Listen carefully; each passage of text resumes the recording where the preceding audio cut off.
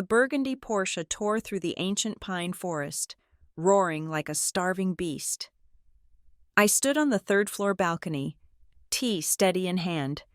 Though my gaze was colder than the mountain permafrost, Patricia believed she was entering a 500-square-meter retirement paradise funded by my wallet.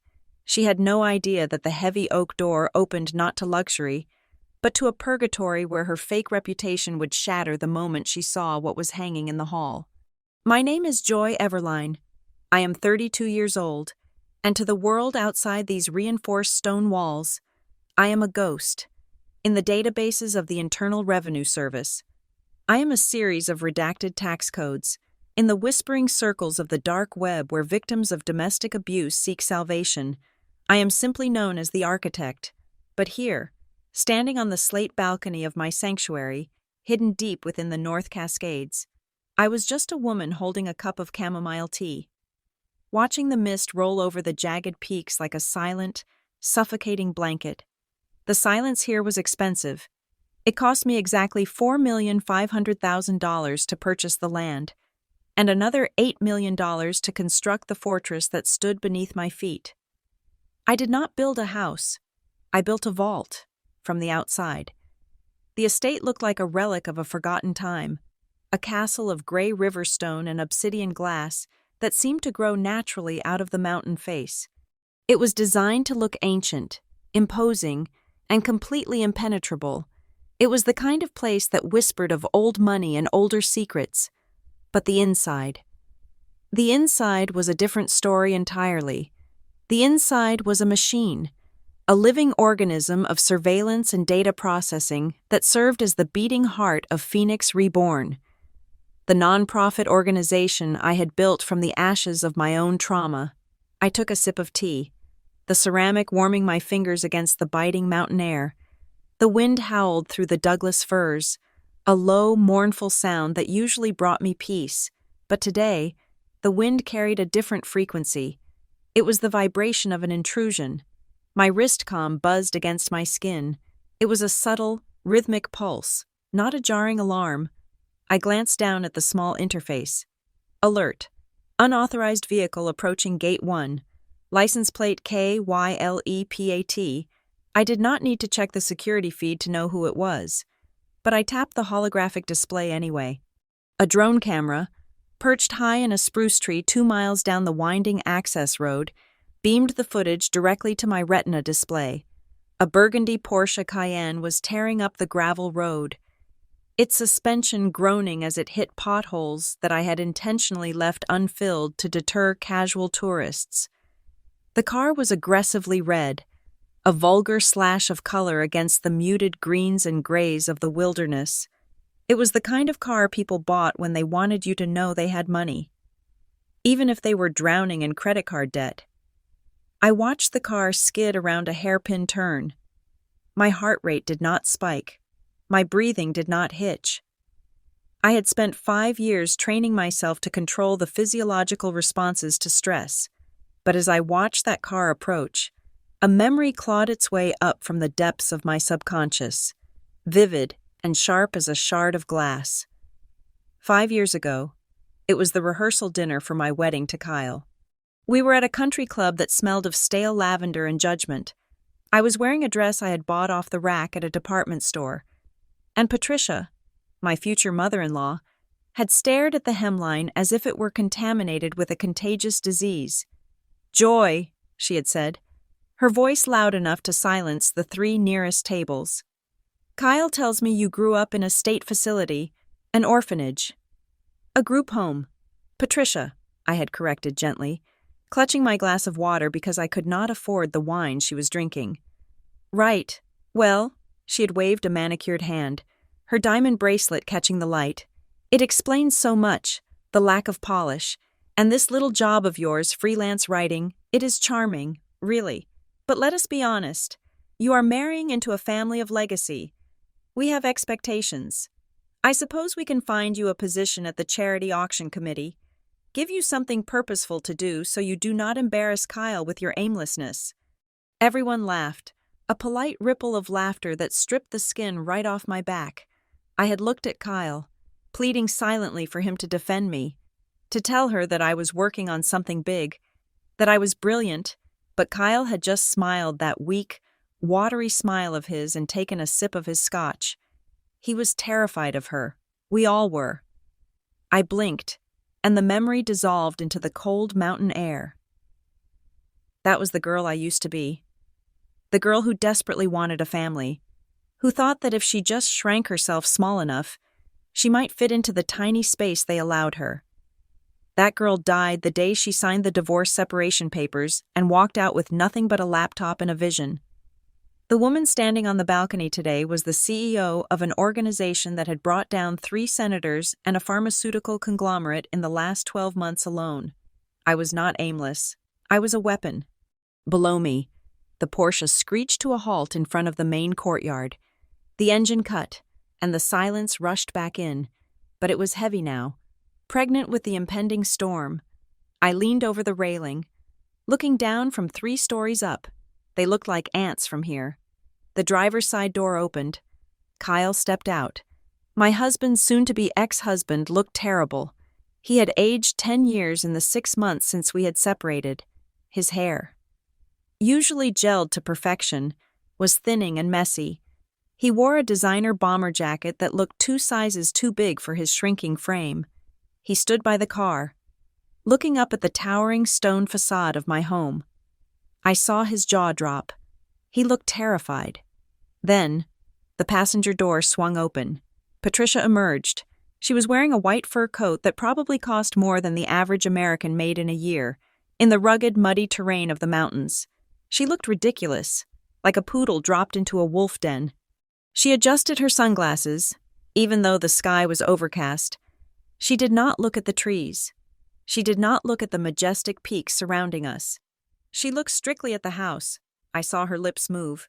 I tapped my wrist again to activate the directional microphone on the outer wall. Her voice, tinny but clear, drifted up to me. "My God," Patricia said. There was no awe in her voice, only a hungry, calculating greed. "Kyle, look at the stonework. This is authentic limestone. Do you have any idea what this is worth per square foot? She must have swindled a fortune out of someone." "Mom, please," Kyle muttered, rubbing the back of his neck. "Can we just ring the bell? I feel sick." "Stop slouching," Patricia snapped, slapping his arm. "Stand up straight. We are not beggars. Kyle, we are family. This is marital property. Technically, half of this belongs to you, and by extension, me." She walked toward the massive oak double doors, her heels clicking sharply on the cobblestones. She ran a hand over the bronze lion head knocker, testing its weight. "It is enormous," she murmured, her eyes scanning the windows. "At least 10,000 square feet. Finally, a house that matches my stature." Then, the trunk of the Porsche popped open. My eyes narrowed.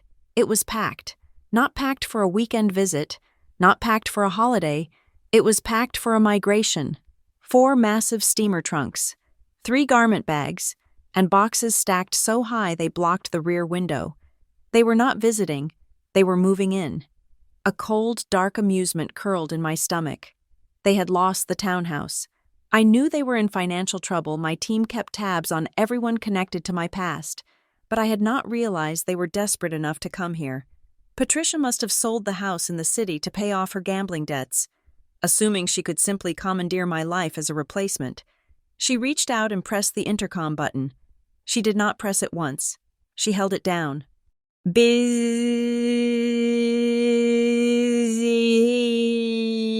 The sound echoed through the house. I did not move. "Busy. Joy." Patricia's voice crackled through the speakers, distorted but unmistakably demanding. "Joy. I know you are in there. I saw the lights. Open this gate immediately." I walked slowly from the balcony into the master bedroom, picked up the dedicated tablet for house control, and watched the camera feed. I let them wait for 2 full minutes. 2 minutes of standing in the cold wind. 2 minutes for Patricia to realize that her fur coat was not warm enough for the alpine chill. Finally, I pressed the talk button. "State your business," I said. My voice was modified slightly by the system. deeper, colder. Patricia jumped, looking around for the camera. Joy is that you stop playing games. It is freezing out here. Open the goddamn door. You are trespassing on private property, I said. The nearest public road is 20 miles back. Trespassing? Patricia scoffed. A harsh, barking sound. Do not be absurd. I am your mother-in-law. This is Kyle, your husband. We have driven 6 hours to get to this godforsaken wilderness. Open the gate, or I will have the police come and break it down. The police, I repeated. That is an interesting choice of threat. Patricia? Joy, Kyle spoke up, leaning toward the intercom. His voice was shaking. Joy, please, we sold the condo. We have nowhere else to go. Mom said you would want us here. She said you needed help managing a place this big. Shut up, Kyle, Patricia hissed at him. She turned back to the camera, composing her face into a mask of haughty benevolence. What my son means is, we have decided to forgive you. We are here to bring the family back together. You obviously have money now, but you have no taste, no class, and certainly no idea how to run an estate like this. I am here to help you. Now open the door. She did not ask. She commanded. She truly believed that her presence was a gift. She believed that I was still the orphan girl desperate for approval, the girl who would tolerate any abuse just to have a seat at the table. I looked at the screen. I looked at the open button. My finger hovered over it. If I left them out there, they would eventually leave. They would go find a motel or sleep in the car. It would be a small, petty victory, but if I let them in, they would see. They would see the life I had built. They would see the truth.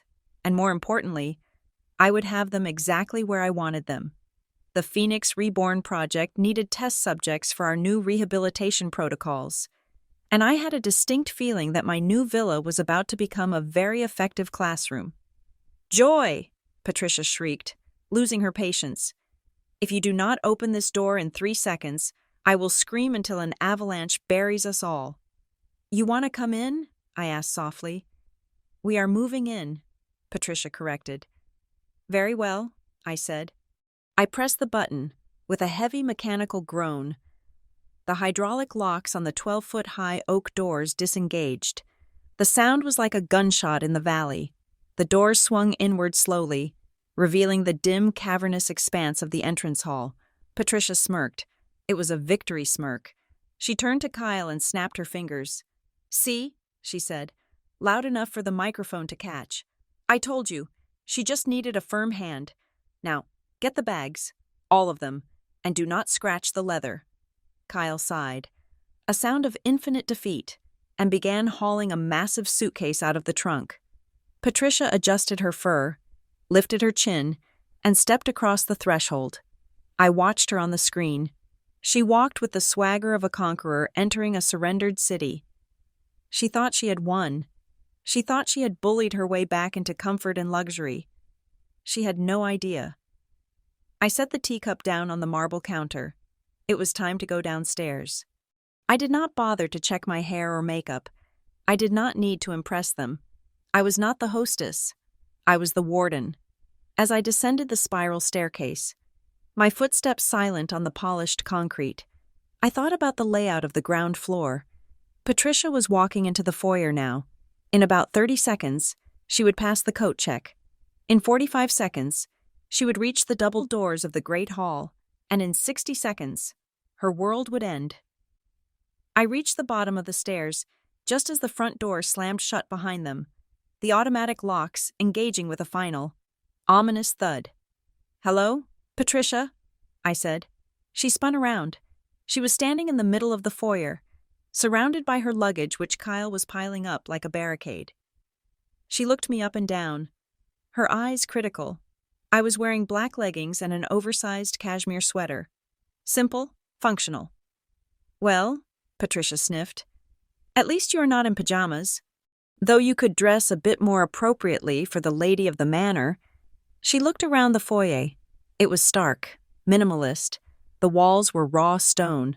The floor was heated concrete. There were no paintings, no statues, just space. It is a bit barren, she commented, wrinkling her nose. But the bones are good. We can fix this. I have some lovely Persian rugs in the car that will cover this ugly concrete.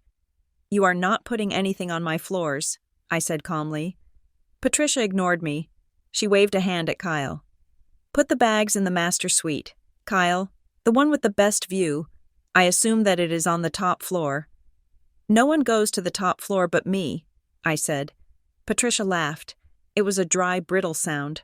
Oh, Joy, don't be selfish. You have plenty of rooms. I need the space for my morning yoga. And the light is better for my complexion. She took a step toward the interior hallway. Wait, I said. She stopped, looking annoyed. What now? Before you get comfortable, I said, gesturing toward the massive double doors behind me that led to the great hall. There is something you need to see, both of you. A surprise? Patricia's eyes lit up, her greed instantly overriding her annoyance. Is it a welcome party? Did you hire staff? I hope you have a chef. I am starving. Something like that, I said. I walked to the doors. I placed my palm on the biometric scanner. The light turned green. Come with me, I said. Patricia smirked at Kyle. See, she prepared for us. I knew she was bluffing about the trespassing nonsense. They followed me. Like lambs to the slaughter, I pushed the doors open. The heavy oak doors swung shut behind us, sealing out the biting wind and the roar of the waterfall in the distance. The silence that descended upon the foyer was absolute, the kind of heavy, pressurized quiet that usually exists in cathedral crypts or high-security vaults. I watched as Patricia stepped onto the polished concrete floor, her heels clicking like the erratic ticking of a bomb timer. She stopped immediately, looking down at her feet with a grimace that suggested she had just stepped in something foul. No welcome mat, she asked, her voice echoing sharply off the raw. Industrial stone walls. Honestly, Joy, I know you are trying to be modern, but there is a fine line between minimalism and living in a parking garage. This floor is positively draconian. She did not wait for an answer. She never did. Instead, she walked over to the floating staircase. A masterpiece of engineering made from reclaimed timber and tempered glass that had cost me more than her entire wardrobe.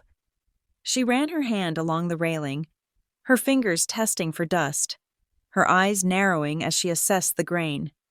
Walnut, she muttered, grudgingly impressed. At least you did not skimp on the wood, though it is a bit dark. It sucks the energy right out of the room. A nice coat of white paint would brighten this up, make it more inviting. I remained standing near the entrance, my arms crossed over my chest. I did not offer to take her coat. I did not offer them water. I did not ring for staff because there were no staff in the traditional sense, only my team members who were busy running operations in the West Wing. Patricia mistook my stillness for submission. In her world, silence was the sound of someone who knew their place.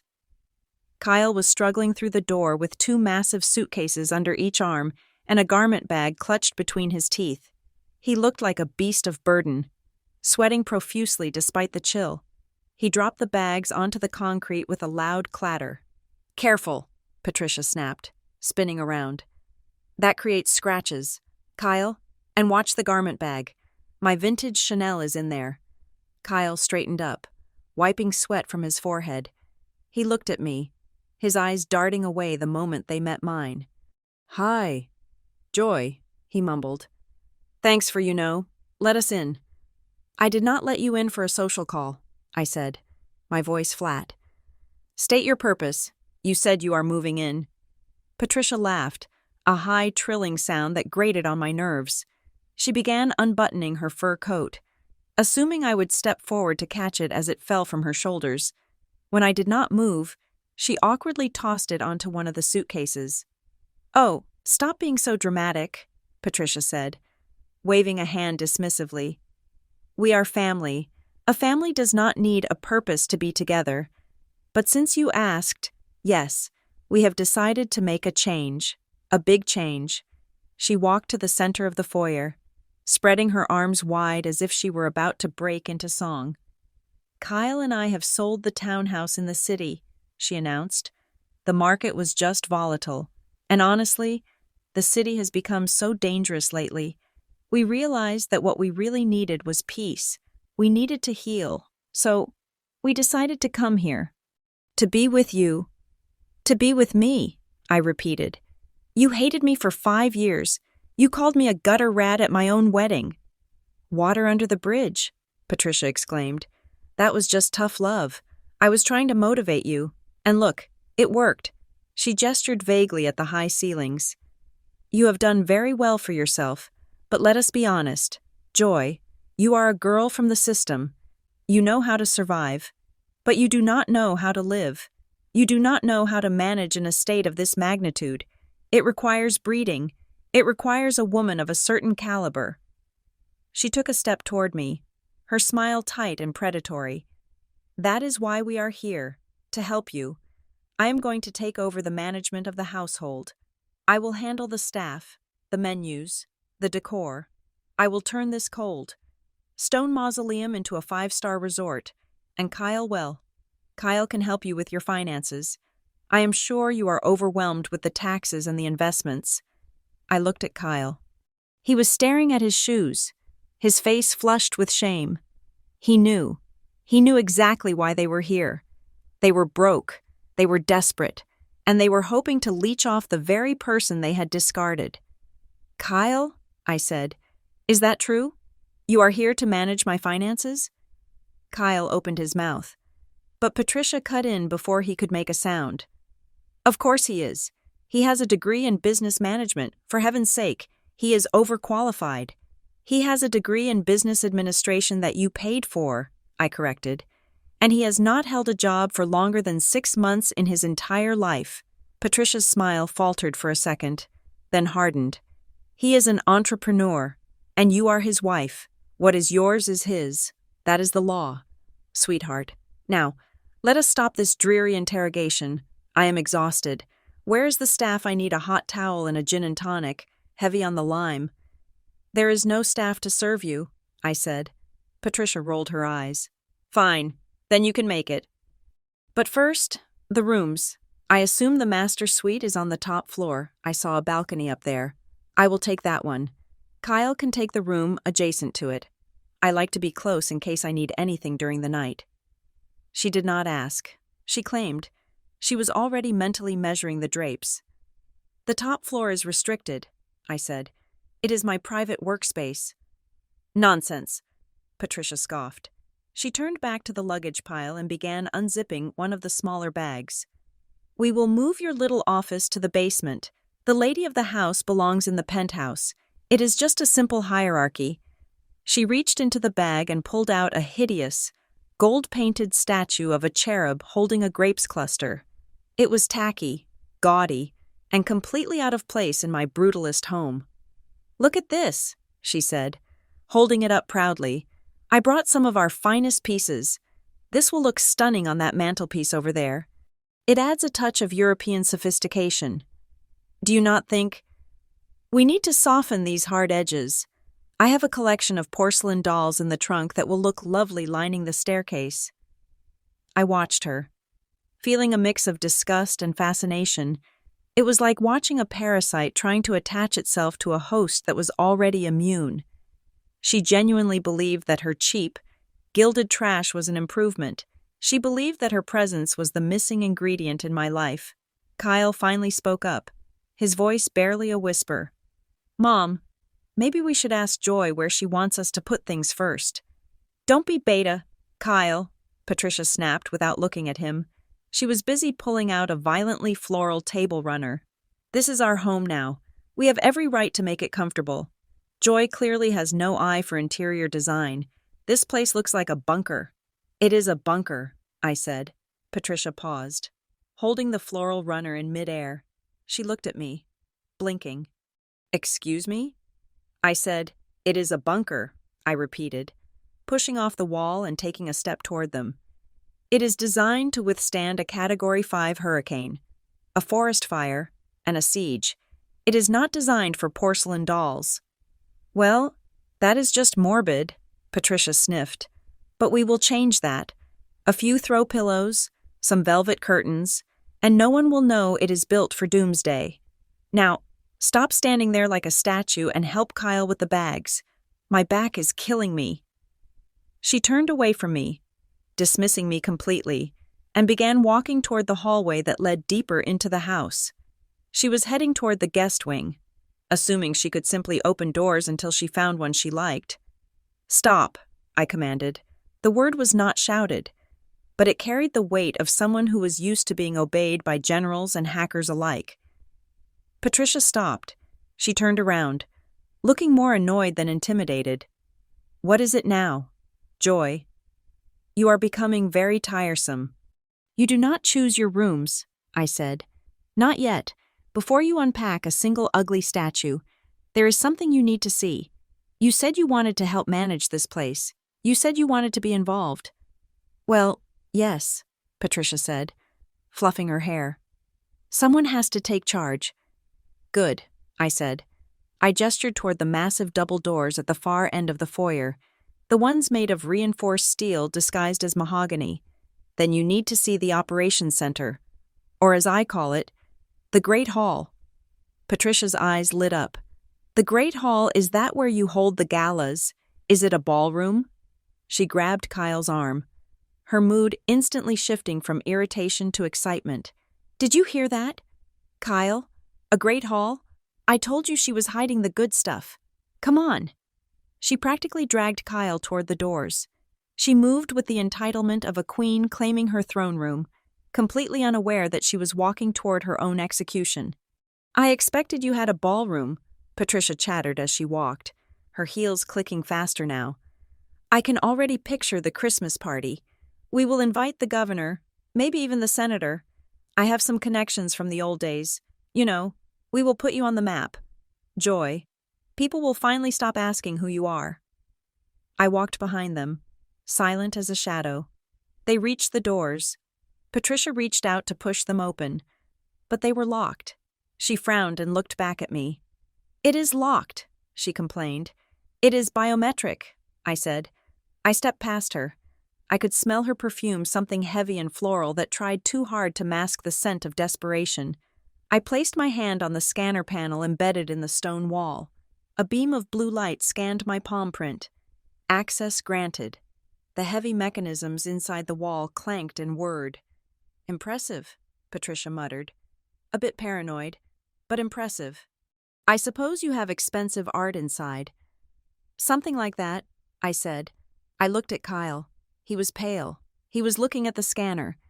And for the first time, I saw a flicker of genuine unease in his eyes. He realized, perhaps, that this was not just a rich ex-wife's vacation home. This was something else. "Joy," he whispered. "What is in there?" "The truth," I said. I pushed the doors open. They expected velvet. They expected crystal chandeliers. They expected a room where they could drink champagne and laugh at my expense. What lay beyond those doors was indeed a great hall. But it was not the kind Patricia had ever seen in her Architectural Digest magazines. And as the doors swung wide, revealing the humming, glowing heart of my empire, I saw the exact moment the smile slid off Patricia's face like grease off a hot pan. The air inside the great hall was not stagnant like the museum-quality stillness of the foyer. It hummed. It vibrated with a low-frequency thrum, the sound of massive server banks cooling in the sub-basement and the whisper of high-speed data traversing fiber optic cables. As the heavy doors locked into place behind us, the silence of the mountain was replaced by the electric pulse of a war room. Patricia stepped in first, her heels clicking on the floor, her mouth already open to offer a critique on the lack of molding or the absence of velvet drapes. But the words died in her throat. She stopped so abruptly that Kyle, who was still lugging the garment bag like a penitent mule, nearly collided with her spine. There were no crystal chandeliers dripping light from the ceiling. There were no Persian rugs to dampen the sound of footsteps. There was no grand fireplace waiting to be adorned with her gaudy gold statues. Instead, the room opened up into a cavernous expanse that felt less like a home and more like the bridge of a starship or the nerve center of a government intelligence agency. The ceiling soared 20 feet high. supported by beams of raw steel that had been left exposed, brutal and unyielding. The southern wall was entirely glass, offering a panoramic view of the jagged, snow-capped peaks, but the glass was tinted with a smart film that reduced the glare to a manageable, clinical brightness. Rows of sleek white workstations were arranged in concentric semicircles facing the center of the room. Each station was equipped with triple monitors, ergonomic chairs that looked like pilot seats, and headsets resting on pristine surfaces. The room smelled of ozone, fresh coffee, and the sharp, metallic tang of serious business. It was a space designed for focus, for urgency, for the relentless pursuit of information. It was a sterile environment, yes, but it was the sterility of a surgical theater where cancers were excised. "What is this?" Patricia whispered. Her voice was small, stripped of its usual booming entitlement. She looked around, her eyes wide, trying to categorize what she was seeing into her limited worldview of country clubs and gala luncheons. "Is this a call center, Joy? Tell me you are not running a telemarketing scam from a villa in the Alps." She turned to me, a nervous giggle bubbling up. "Oh, I get it. It is a tax write-off, a fake business to hide the assets. Very clever. Darling, I did not think you had it in you." I did not answer. I walked past her, my boots silent on the floor.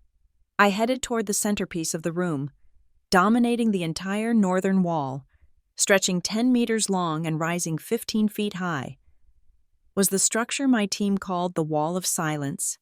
It was a massive pane of smart glass, currently illuminated from within by a soft, pulsating blue light. It was not just a screen, it was a living map, a dynamic, shifting organism of data. At first glance, it looked like a complex constellation of stars, thousands of nodes connected by thin, glowing lines. But as one stepped closer, the stars resolved into faces, names, dates, bank account numbers, police reports. "Come closer," I said, my voice cutting through the low hum of the room. "You wanted to see how I manage my estate. This is the ledger." Patricia hesitated, clutching her fur coat tighter around herself as if the air conditioning had suddenly dropped 10 degrees. Kyle dropped the bags. He let them fall with a heavy thud. Disregarding his mother's earlier warning about the leather, he was staring at the wall. He took a slow, trance-like step forward. "Mom," Kyle said, his voice raspy. "Mom, look!" Patricia huffed, annoyed by his tone, and clicked her way forward. "What is it?" "It looks like a subway map. It is hideous. We will have to cover this with a tapestry. Maybe a nice Belgian woven." She stopped. She was now 5 feet away from the glass. The resolution was crystal clear. The wall was divided into clusters. Each cluster represented a geographic region or a specific power network. There was a cluster for New York, one for London, one for Silicon Valley. The nodes were color-coded: red for active threats, yellow for ongoing investigations, green for neutralized targets, and inside each node was a story of a domestic worker beaten by a diplomat, a story of a secretary silenced with a non-disclosure agreement after a CEO assaulted her, a story of a wife gaslit into an asylum so her husband could seize her inheritance. Patricia's eyes darted across the screen, trying to make sense of the chaos. She saw names she recognized, famous names, names that appeared in the society pages she worshipped.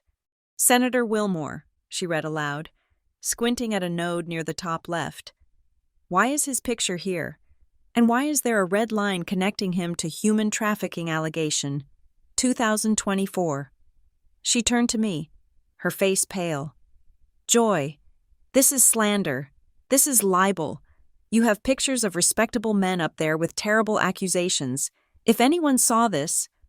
"Look closer, Patricia," I said, pointing to a cluster near the bottom right. "Look at the Chicago sector." Her eyes followed my finger. She leaned in. The cluster was dense. It detailed a network of real estate fraud and money laundering disguised as urban development charities. At the center of the web was a company logo that Patricia knew better than her own heartbeat: Vandermeer Holdings.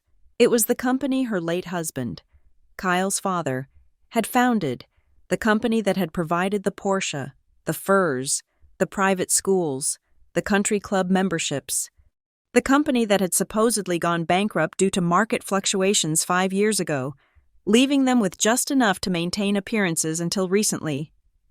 But on my wall, the story was different. Radiating out from the Vandermeer logo were lines connecting to offshore shell companies in the Cayman Islands, lines connecting to bribed building inspectors, lines connecting to structured bankruptcy fraud. And there, branching off from the main node of her dead husband, was a smaller, distinct node. It was a photograph. It was a picture of Patricia. It was not a flattering picture. It was a surveillance shot taken 3 weeks ago, showing her handing a thick envelope to a man in a parked car outside a pawn shop. Underneath her photo, the text read, "Subject Patricia Vandermeer. Status, active, / person of interest. Role, beneficiary / co-conspirator. Flag asset concealment / insurance fraud." Patricia made a sound like a dying radiator, a high wheezing gasp that sucked all the air out of her lungs. She stumbled back, her hand flying to her chest. "What?" she choked out. "What the hell is this, Kyle? Look at this." Kyle was already looking. He was staring at the node connected to his mother. His face was gray.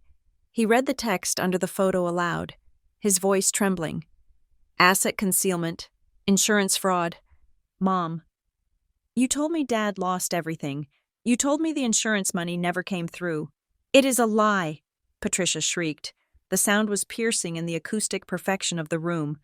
She spun on me, her eyes bulging with a mix of terror and rage. "You little witch! You hacked my life. You're stalking me. This is illegal. I will have you arrested. I will sue you for every penny you have stolen." She lunged toward the wall, as if she could scrub the digital ink away with her fingernails. But she stopped short, afraid to touch the glass. She turned back to me, her hands shaking uncontrollably.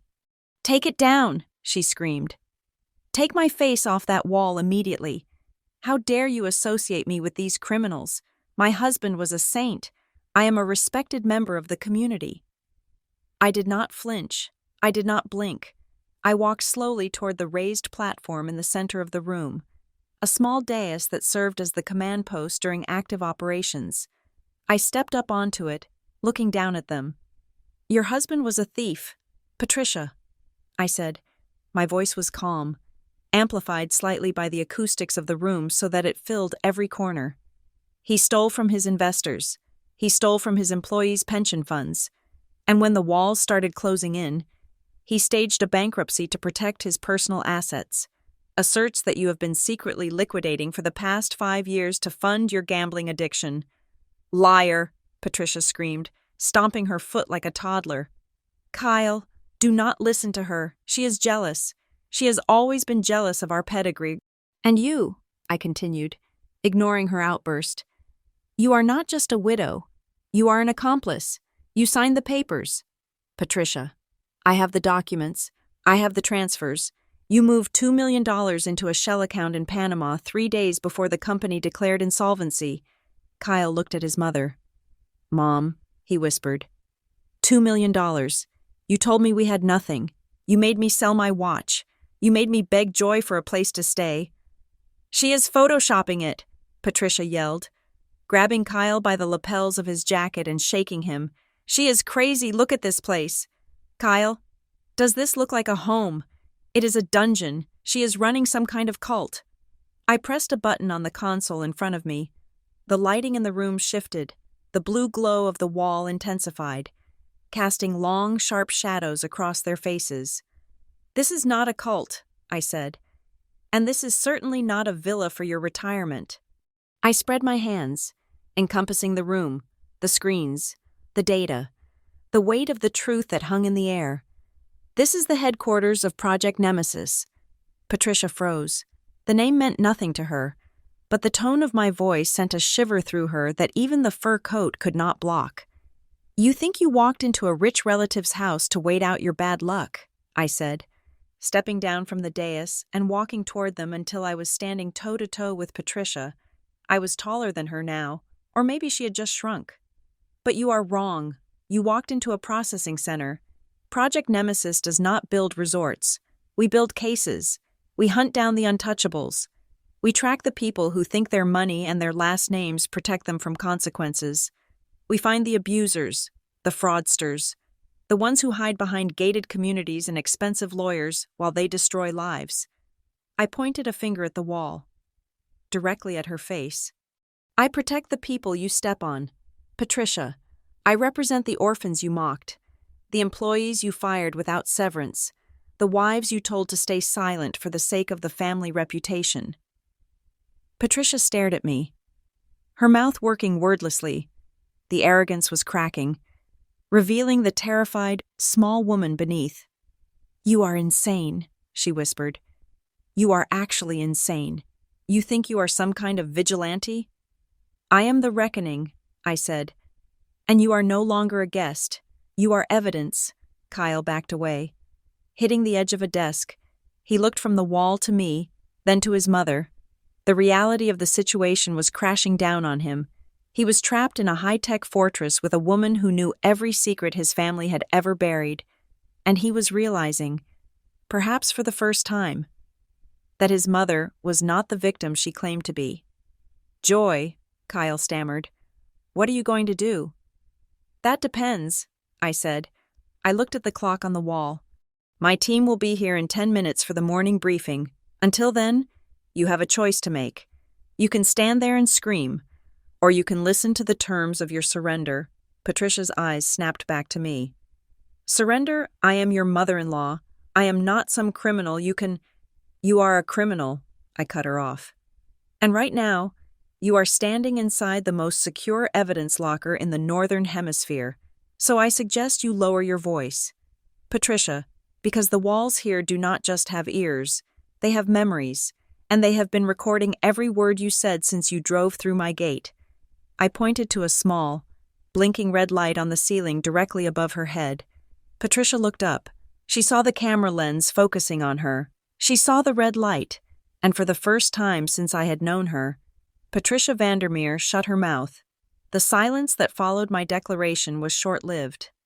It was shattered by a scream that sounded less like human outrage and more like a steam pipe bursting under pressure. "Take it down!" Patricia shrieked. She lunged toward the console, her hands clawing at the air as if she could physically rip the digital image of her face off the glass wall. "I order you to take it down. This is defamation. I will have this entire place raided. I will call the governor. I will call the FBI."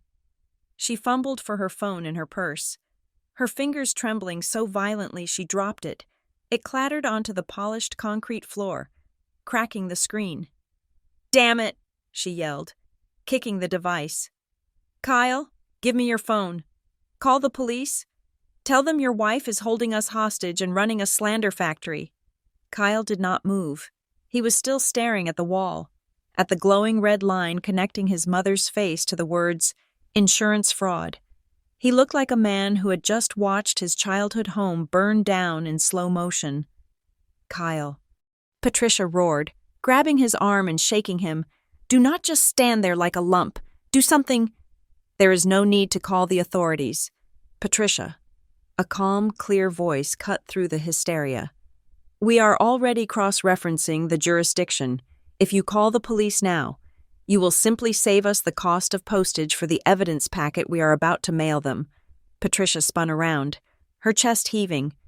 The voice had not come from me. From the East Wing corridor, a woman stepped into the light of the Great Hall. She was small, with graying hair pulled back into a severe, efficient bun.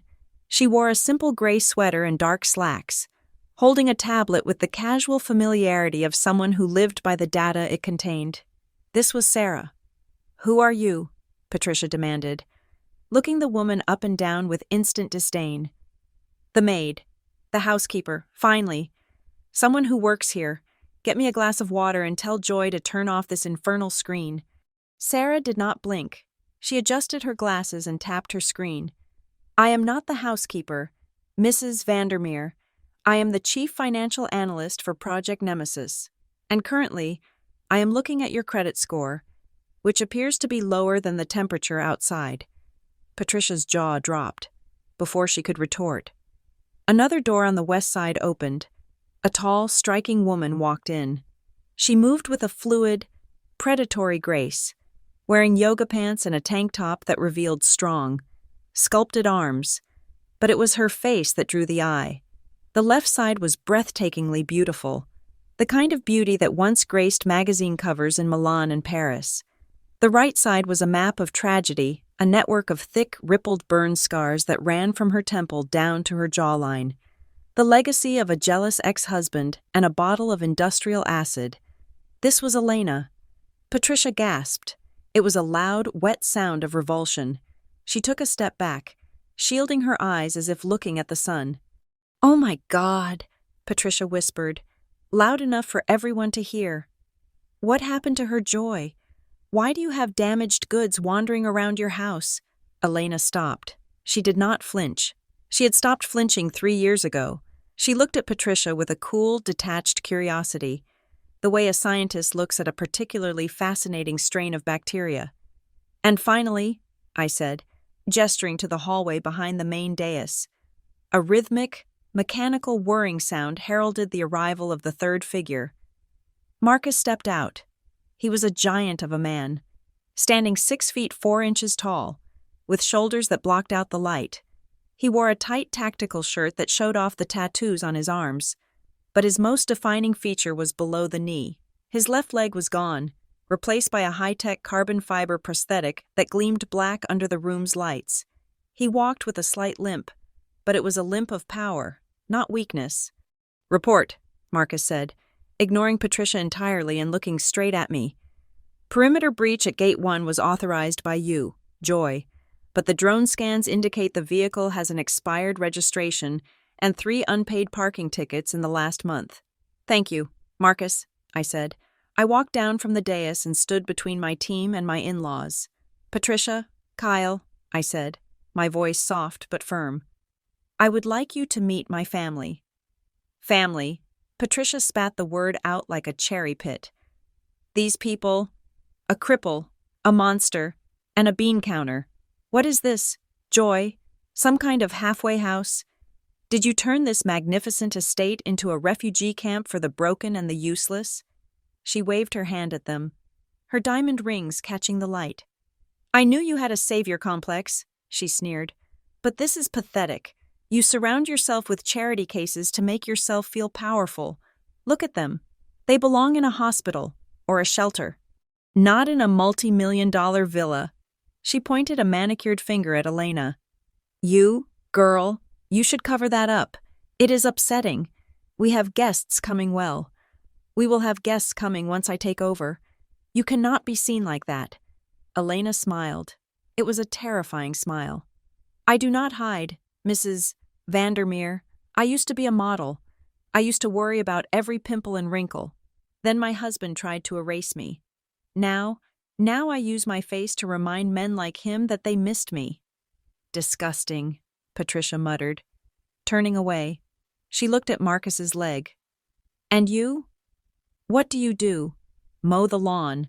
I hope you do not scratch the floors with that contraption." Marcus laughed. It was a deep, rumbling sound. He walked forward, the carbon fiber leg thudding heavily on the floor.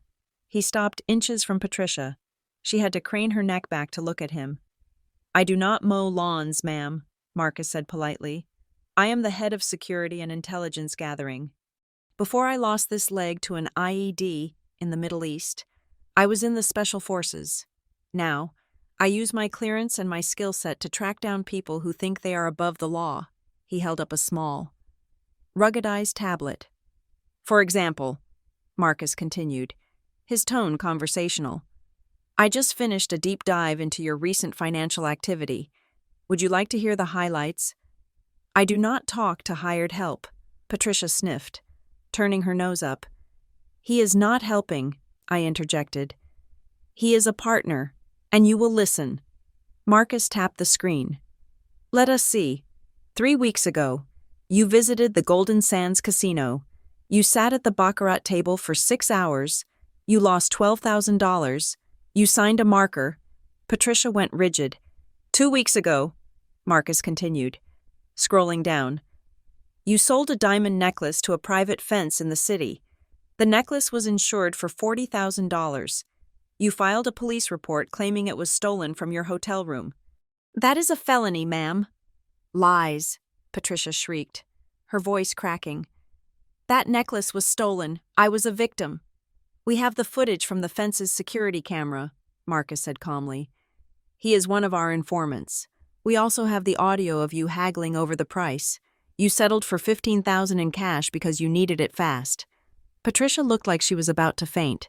She grabbed Kyle's arm for support. Kyle, tell them to stop.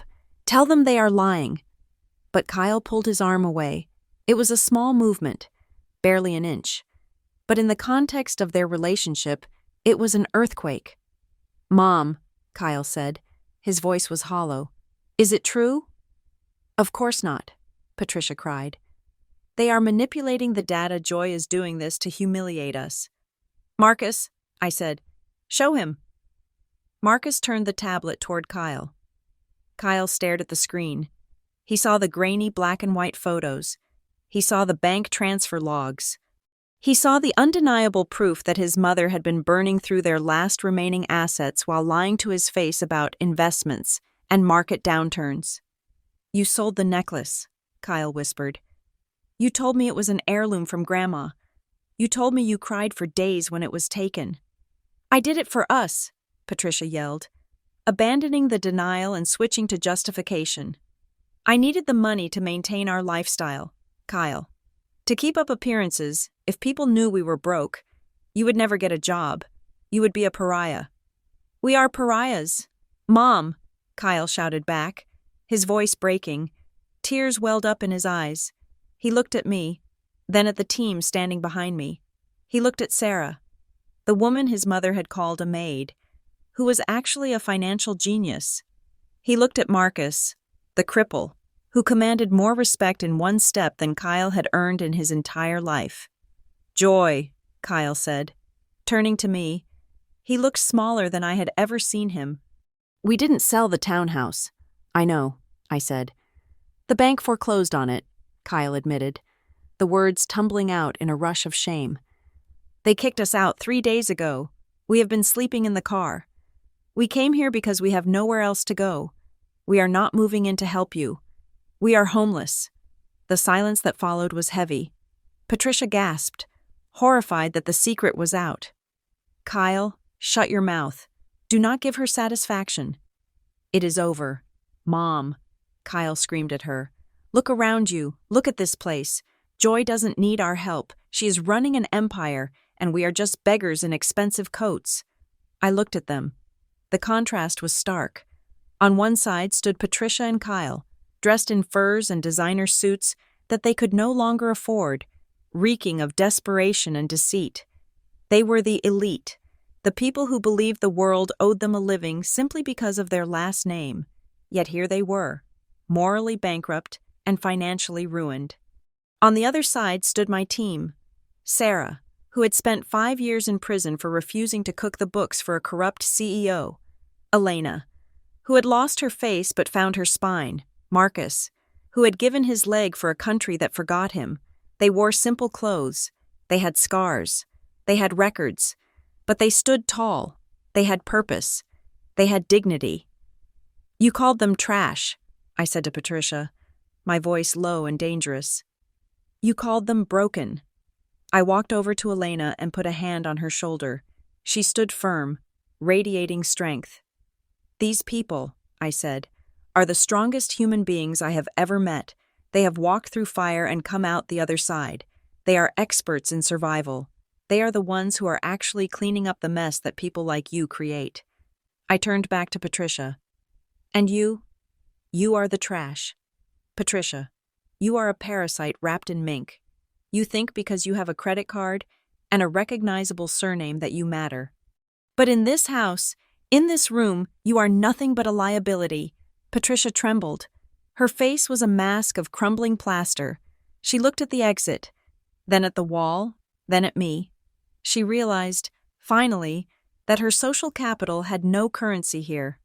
So, I said, crossing my arms. Now that we have established who the real owners are and who the beggars are, let us talk about your future.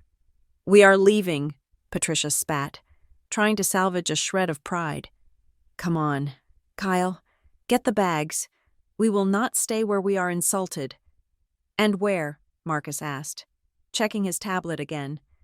I just checked your fuel gauge via the car's onboard computer. You have 18 miles of gas left. The nearest gas station is 25 miles away, and your credit cards are all maxed out. Patricia froze. She looked at Kyle. Kyle looked at the floor. We can't leave, Mom, Kyle whispered. We literally can't. Exactly, I said. You are stranded, you are broke, and winter is coming fast. The temperature drops to 10 degrees below zero tonight. I let the reality sink in. I watched the terror rise in Patricia's eyes as she realized she was completely, utterly at my mercy. But, I said, a small, cold smile playing on my lips, I am not a monster. I run a rehabilitation center, after all, and I hate to see potential labor go to waste. Labor? Patricia squeaked. You need a place to sleep, I said, and I have toilets that need scrubbing. Patricia's eyes bulged. You cannot be serious. Oh, I am very serious, I said. Project Nemesis is a non-profit. Everyone pulls their weight here, even the guests. I turned to Sarah. Sarah, draw up the standard temporary employment contracts, the ones we use for the entry-level maintenance staff. Already done, Sarah said, tapping her tablet. Printer is warming up. Good, I said. I looked back at my mother-in-law. Welcome to the real world. Patricia, it is time you learned what it feels like to actually work for a living. The only sound in the great hall was the rhythmic hum of the laser printer sitting on Sarah's desk. It was a mundane sound, a bureaucratic purr that stood in sharp contrast to the life-or-death tension suffocating the room. Patricia watched the machine with a look of sheer bewilderment, as if she could not comprehend that her fate was currently being spooled out on 20-pound bond paper. Sarah plucked the fresh documents from the tray, stapled them with a decisive clack, and walked over to the central steel table where I stood. She handed the files to me. The paper was still warm. Thank you, Sarah, I said. I dropped the stack of papers onto the table. It landed with a heavy, flat thud that echoed like a gavel strike. Have a seat, I said, gesturing to the two uncomfortable metal stools on the other side of the table. Patricia looked at the stool, then at me. I am not sitting on that. It has no back support. I have sciatica. Then stand, I said, opening the folder. It makes no difference to me, but you will want to read this carefully before you sign. Kyle stepped forward, his eyes red-rimmed and darting nervously toward the exit, which was currently blocked by Marcus and his very imposing carbon fiber leg. Kyle pulled out a stool and sat down. His shoulders slumped in defeat. Patricia remained standing, clutching her fur coat as if it were armor against the indignity of the situation. I am not signing anything, Patricia declared, her chin trembling with a mixture of rage and cold. If you think I am going to sign over my rights to whatever this is, you are delusional. Is this a non-disclosure agreement? Because I will not be silenced. Joy, I will tell everyone how you treated us. It is not a non-disclosure agreement, I said, sliding the documents across the cold steel surface toward them. It is a labor reintegration commitment. Patricia stared at the title. A what? A work contract, I clarified. But since you have no marketable skills relevant to high-level intelligence gathering or data analysis, we had to create a special tier for you, Tier Z, General Maintenance and Sanitation. Patricia picked up the document as if it were a dead rat. She held it at arm's length, squinting at the fine print. Clause 1, she read aloud, her voice dripping with venom. The signatory agrees to a mandatory work schedule of 10 hours per day, 7 days a week. 10 hours. The facility runs 24 hours a day, I said calmly, leaning against the edge of the table. Dirt does not take a holiday. Patricia, neither do we. Clause 2. Kyle read from his copy. his voice barely a whisper. Duties include, but are not limited to lavatory sanitation, waste management sorting, snow removal, kitchen prep specifically peeling vegetables and washing dishes and laundry services for the core staff. Kyle looked up at me, his face pale. Joy, you want my mother to clean the toilets? I want the toilets clean, I corrected him.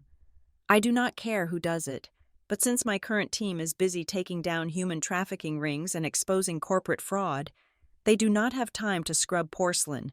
You do. I will not, Patricia shrieked, slamming the paper down. This is insane. I am 58 years old. I am Vandermeer. I do not scrub toilets. I hire people to scrub toilets. You used to hire people, I reminded her. Now, you cannot even afford to hire a taxi to get off this mountain. I will sue you, Patricia screamed, the hysteria finally taking over. She grabbed the contract and ripped it in half. The sound of tearing paper was sharp and violent. She threw the pieces at my face. They fluttered harmlessly to the floor. I will sue you for elder abuse. I will sue you for kidnapping. I will sue you for unlawful imprisonment. You cannot keep us here. This is America. I have rights. She turned to Kyle, grabbing his lapels. Kyle, we are leaving. Now. I do not care if we have to walk. I will not stay here and be humiliated by this upstart trash. I did not flinch when the paper hit me. I did not raise my voice. I simply watched her tantrum with the detached interest of a biologist observing a primate in distress. Marcus, I said softly. Yes, ma'am. Marcus replied from his station. Access the cloud file labeled Patricia_retail_incident_012426. Put it on the main screen. Copy that, Marcus said. His fingers flew across his keyboard. You can threaten me with lawyers all you want. Patricia, I said, my voice cutting through her shouting. But lawyers cost money, and more importantly, lawyers require clients who are not currently active felons. I am not a felon, Patricia roared. I have never broken a law in my life. Look at the wall, I said. The massive glass wall behind me, which had been displaying the complex web of global corruption, suddenly cleared. A new video file opened in the center of the screen. The resolution was 4K. It was crisp. It was undeniable. Patricia frozen. The video showed the interior of a high-end boutique in the city. The timestamp in the corner read, January 24th, 2026, just 5 days ago, on the screen. Patricia was standing at a jewelry counter. She was wearing the same white fur coat she had on now. She was smiling at the sales clerk, a young woman who looked eager to please. Is that Lumiere's? Kyle asked, squinting at the screen. Mom, you went to Lumiere's last week. Shut up, Patricia hissed, her face draining of color. On the screen. The sales clerk turned away for a brief second to retrieve a velvet tray from the display case behind her. In that split second, Patricia's demeanor changed. The haughty smile vanished, replaced by a sharp, calculating look. Her hand moved with the speed of a practiced thief. She reached over the counter, snatched a diamond tennis bracelet that was sitting on a display block, and in one fluid motion, slipped it into the deep sleeve of her fur coat. When the clerk turned back, Patricia was examining her fingernails, looking bored. The video continued. Patricia chatted for another minute, feigned disinterest in the items the clerk brought out, and then walked out of the store. As she passed the security sensors, she adjusted her heavy coat. The sensors did not beep. She had lined the sleeve. It was premeditated. I paused the video on a close-up of Patricia's face as she walked out the door. The look of triumph in her eyes was sickening. The great hall was silent. That bracelet, I said, my voice echoing in the quiet. Retails for $25,000.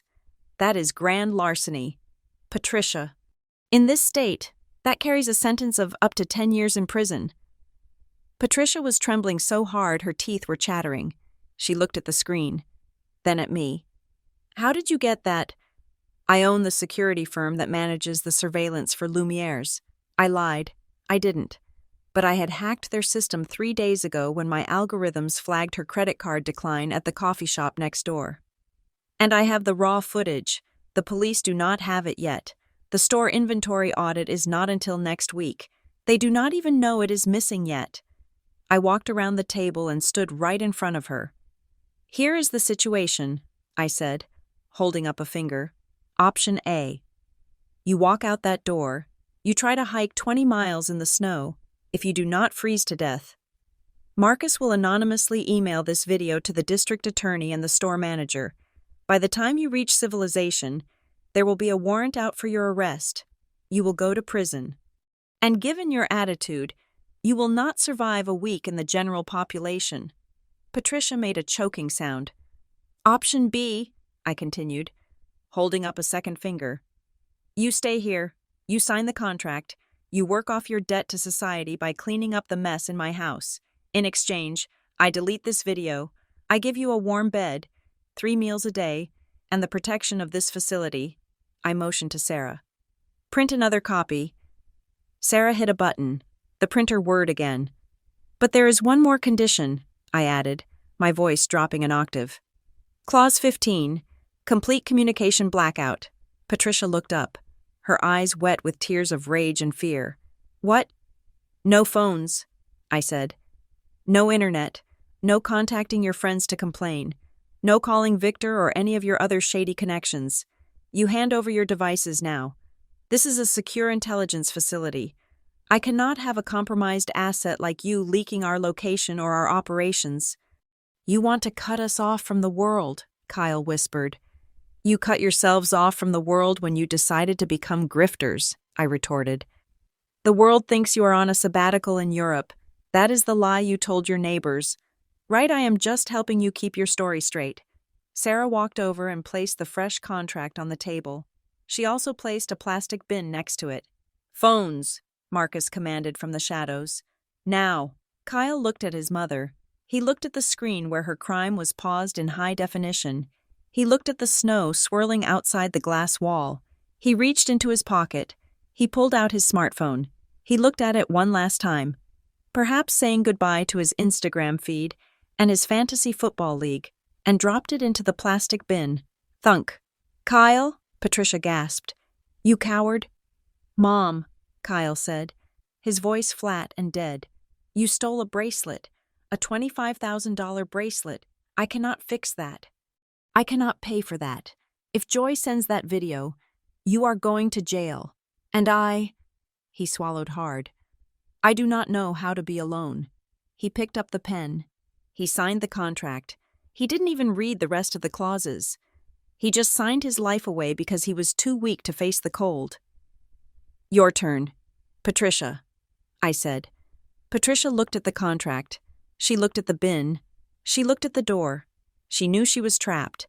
She knew that the Joy she remembered, the quiet girl who just wanted to be loved, was dead. The woman standing in front of her was a predator who had just closed the trap. Slowly, with shaking hands, she reached into her purse. She pulled out her phone. She dropped it into the bin. Thunk. She picked up the pen. She gripped it so hard her knuckles turned white. You will regret this, she whispered, looking at me with pure, unadulterated hatred. Someday, Joy, you will slip, and I will be there. I count on it, I said. It keeps me sharp. Now sign. She pressed the pen to the paper. She signed her name with a jagged, angry scrawl. Patricia Vandermeer. As soon as the pen lifted from the paper, I snatched the document away. Sarah, file these, I said. Marcus, verify the devices are off and secure them in the Faraday cage. Yes, Joy, they chorused. I looked at my new employees. Your shift starts in 10 minutes, I said, checking my watch. Sarah will show you to the supply closet. You will find gray jumpsuits in your sizes. Put them on. Patricia, you are starting in the downstairs lavatory. The grout needs scrubbing. Use a toothbrush. A toothbrush? Patricia echoed, her voice faint. Small circles, I advised. It is more effective that way. I turned my back on them and walked toward the wall of silence. Get them out of my sight, I ordered. As Sarah marched them away toward the utility wing, I heard the heavy steel doors of the great hall close again. I looked up at the screen, at the paused image of Patricia stealing. I tapped a key on my console. The video was minimized, but I did not delete it. I was not a fool. I kept my leverage. The game had officially begun, and for the first time in 5 years, the house always won. The first week of their residency at the Phoenix Reborn facility was not the alpine retreat Patricia had bragged about to her bridge club. It was, by design, a systematic dismantling of 2 lifetimes spent avoiding manual labor. The transition from silk sheets to a cot in the utility dorms was jarring, but it was the work itself that truly shocked their systems. I had not been speaking metaphorically when I assigned them to Tier Z, in my house. Everyone served a purpose, and for my mother-in-law, that purpose was sanitation. I watched the feed from the guest wing lavatory on my tablet while I drank my morning coffee. It was 7 in the morning. Patricia was on her knees. She was wearing a gray industrial jumpsuit that was 2 sizes too large, pooling around her ankles and swallowing her frame. The fabric was stiff, recycled cotton, a far cry from the cashmere she had worn when she arrived. In her hand, she held a toothbrush. It was a standard, medium bristle brush, orange and white. Circular motions. Patricia. Sarah's voice came over the audio feed. Sarah was standing in the doorway, holding a clipboard, her face impassive. You are missing the corners. The grout is still gray. It needs to be white. This is barbaric, Patricia shouted, throwing the toothbrush into the bucket of soapy water. I have arthritis. My knees are swelling. I demand to see a doctor. I demand to see Joy. The medical officer is busy attending to a trafficking survivor who arrived last night, Sarah replied calmly. Your knees are fine. You are just unaccustomed to kneeling for anything other than a prayer you do not mean. Pick up the brush. Patricia glared at her, her face blotchy and red without her usual layers of foundation. She looked like a cornered rat, stripped of her fur.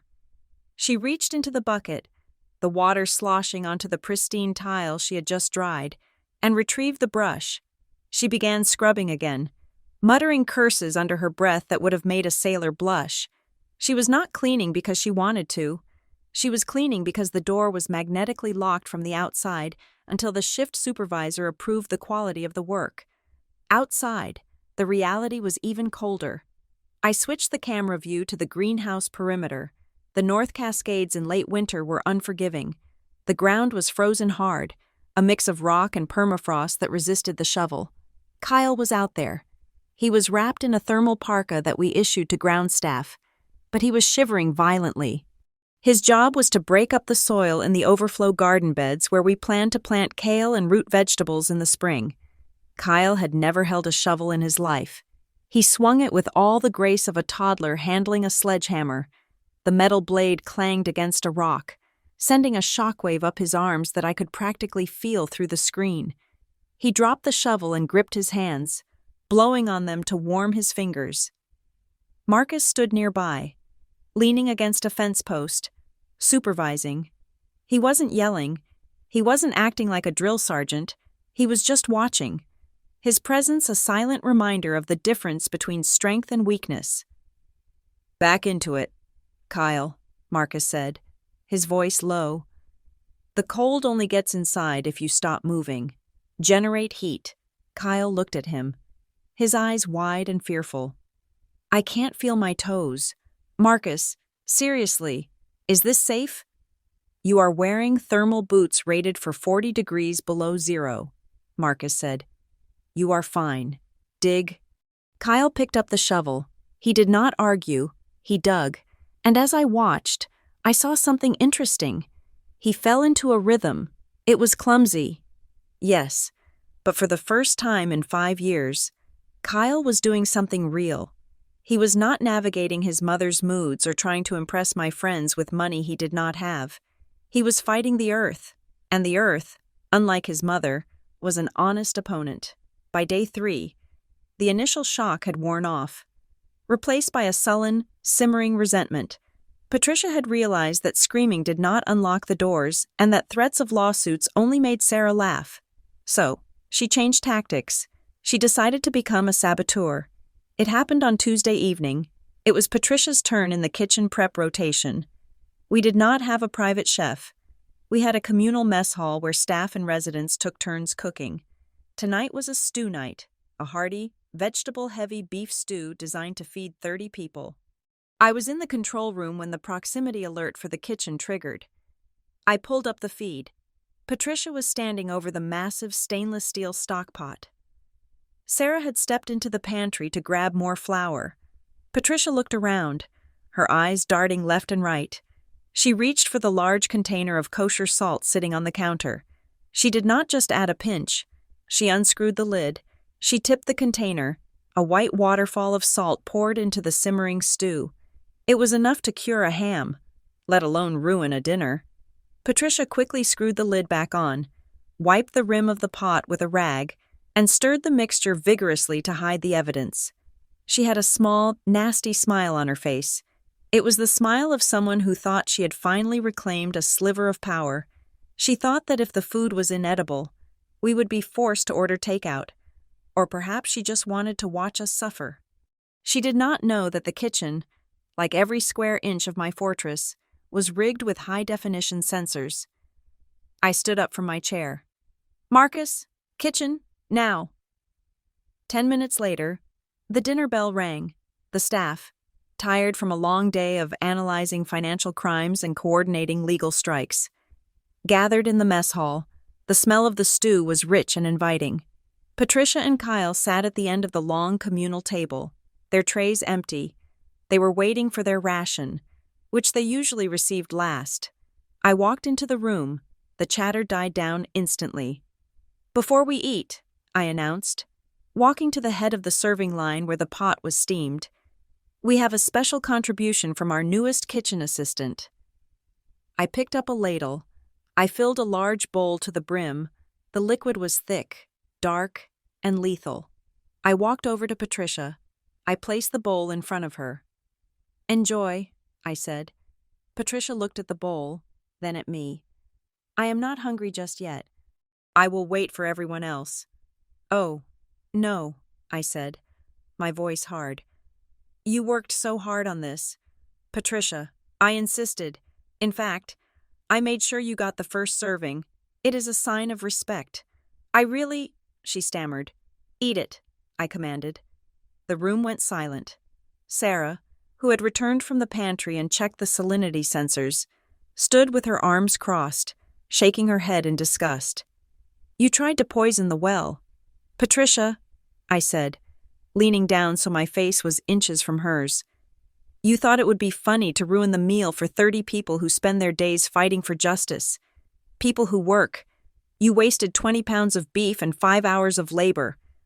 It was an accident," Patricia lied, her voice shrinking. "The lid slipped. The video shows you unscrewing it." I said, "Now, you have 2 choices. You eat that bowl of stew, every drop, or you go to bed hungry tonight and tomorrow night. We do not waste resources here." Patricia looked at the bowl. She looked at Kyle. Kyle was staring at his hands, refusing to meet her gaze. He knew. He had probably seen her do it and said nothing. Trembling, Patricia picked up her spoon. She dipped it into the brown sludge. She lifted it to her lips. She took a swallow. Her eyes bulged. Her face turned a violent shade of red. She gagged, dropping the spoon with a clatter. It was like drinking ocean water mixed with gravel. "Water," she gasped, reaching for the pitcher on the table. I moved the pitcher out of her reach. "Finish it," I said. She managed 3 more spoonfuls before she broke down sobbing, pushing the bowl away. "I can't. It is poison. You are trying to kill me." "I am trying to teach you," I said coldly. "Sarah, dispose of this pot. The rest of us will have sandwiches tonight. Patricia's rations are suspended for 24 hours. Maybe an empty stomach will teach her the value of the food she destroys." I turned to Kyle. He looked terrified that I was going to make him eat it too. "Kyle," I said, "go make sandwiches for the team. You have 20 minutes. Kyle scrambled up from the table, almost tripping over his own feet to get to the kitchen. He did not look at his mother. He did not defend her. He just wanted to be useful. He just wanted to escape her blast radius.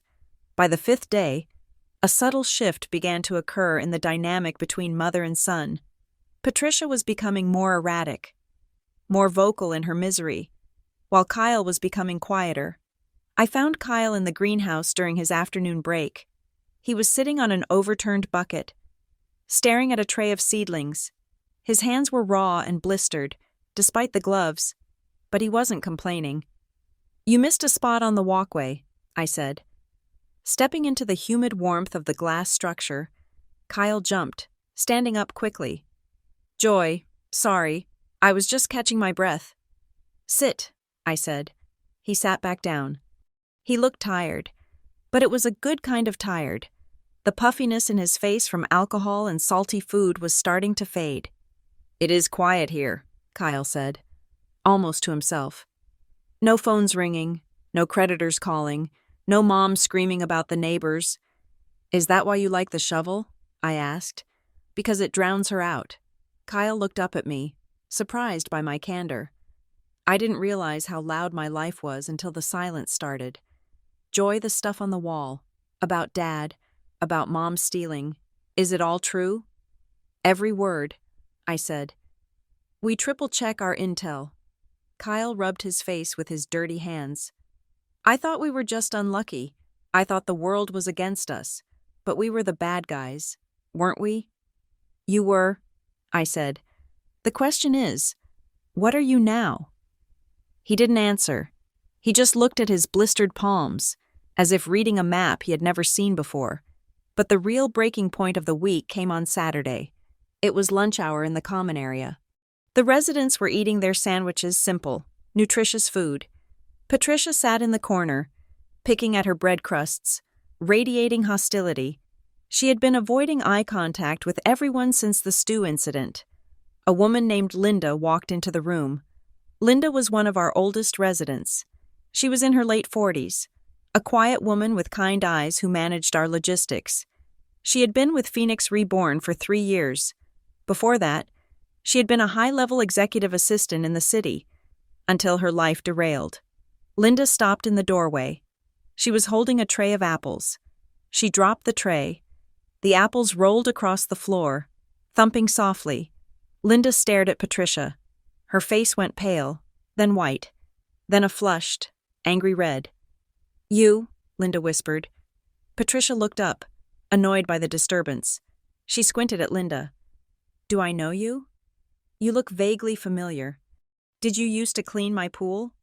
"I was your husband's executive assistant," Linda said, her voice trembling with a rage that had been bottled for 2 decades. 20 years ago, at Vandermeer Holdings." Patricia's eyes widened in recognition. "Oh, right, Linda, the one with the situation." "I was pregnant," Linda said. Stepping forward, the room went deadly silent. Everyone sensed the voltage in the air. "I had been with the company for 8 years. I built your husband's schedule. I managed his life. And when I told you I was pregnant, you told him to fire me." "It was a business decision," Patricia said, straightening her back, her old arrogance flaring up instantly. "We needed someone reliable. You were going to be distracted. You were going to take maternity leave. We could not afford the downtime. It was nothing personal." "Nothing personal." Linda's voice rose to a shout. "You fired me for gross incompetence 2 days before my benefits kicked in. I lost my health insurance. My daughter was born with complications. I had to sell my house to pay the medical bills. I ended up in a shelter because of you." Patricia rolled her eyes. She actually rolled her eyes. "Oh, please," Patricia scoffed. "Do not blame me for your poor life choices. If you wanted a career, you should have kept your legs closed, or at least had the decency to not burden your employer with your biology. It is standard corporate practice." "Darling, don't take it so hard." The cruelty of the statement hung in the air like toxic smoke. Linda looked like she was going to strike her. Her fists were clenched at her sides. Marcus took a step forward, ready to intervene, but Linda held her ground. "You are a monster," Linda said, her voice shaking with tears. You destroyed my life to save a few $1,000s on an insurance premium, and now look at you, wearing a jumpsuit and scrubbing toilets. There is a God." "I am a guest," Patricia shrieked. "I am temporarily embarrassed. I am still a Vandermeer, and you are still a nobody." I was watching from the camera feed in my office upstairs. I could have intervened. I could have spoken over the intercom and told Patricia to shut up. I could have sent Marcus in to drag her away. But I did nothing. I wanted to see it. I needed to see if there was a single ounce of humanity left in Patricia Vandermeer. I needed to know if hitting rock bottom had cracked her shell enough to let some light in. It hadn't. She was not just oblivious. She was malignant. Even here, stripped of her wealth and power, she clung to her cruelty like a life raft. She truly believed she was superior to Linda. She truly believed she had done nothing wrong. I zoomed in on the camera feed. I looked at Kyle. Kyle was watching his mother. His mouth was open in horror. He was looking at Linda, a woman he had probably met when he was a child. A woman whose life had been ruined so he could have a new pony or a ski trip. And then he looked at his mother. He saw the ugliness. It wasn't an ugly jumpsuit. It was the ugliness of her soul. Kyle stood up. "Mom," he said. "Shut up." "Excuse me." Patricia turned on him. "Do not speak to me like that. I am defending our family name." "Our name is trash," Kyle shouted.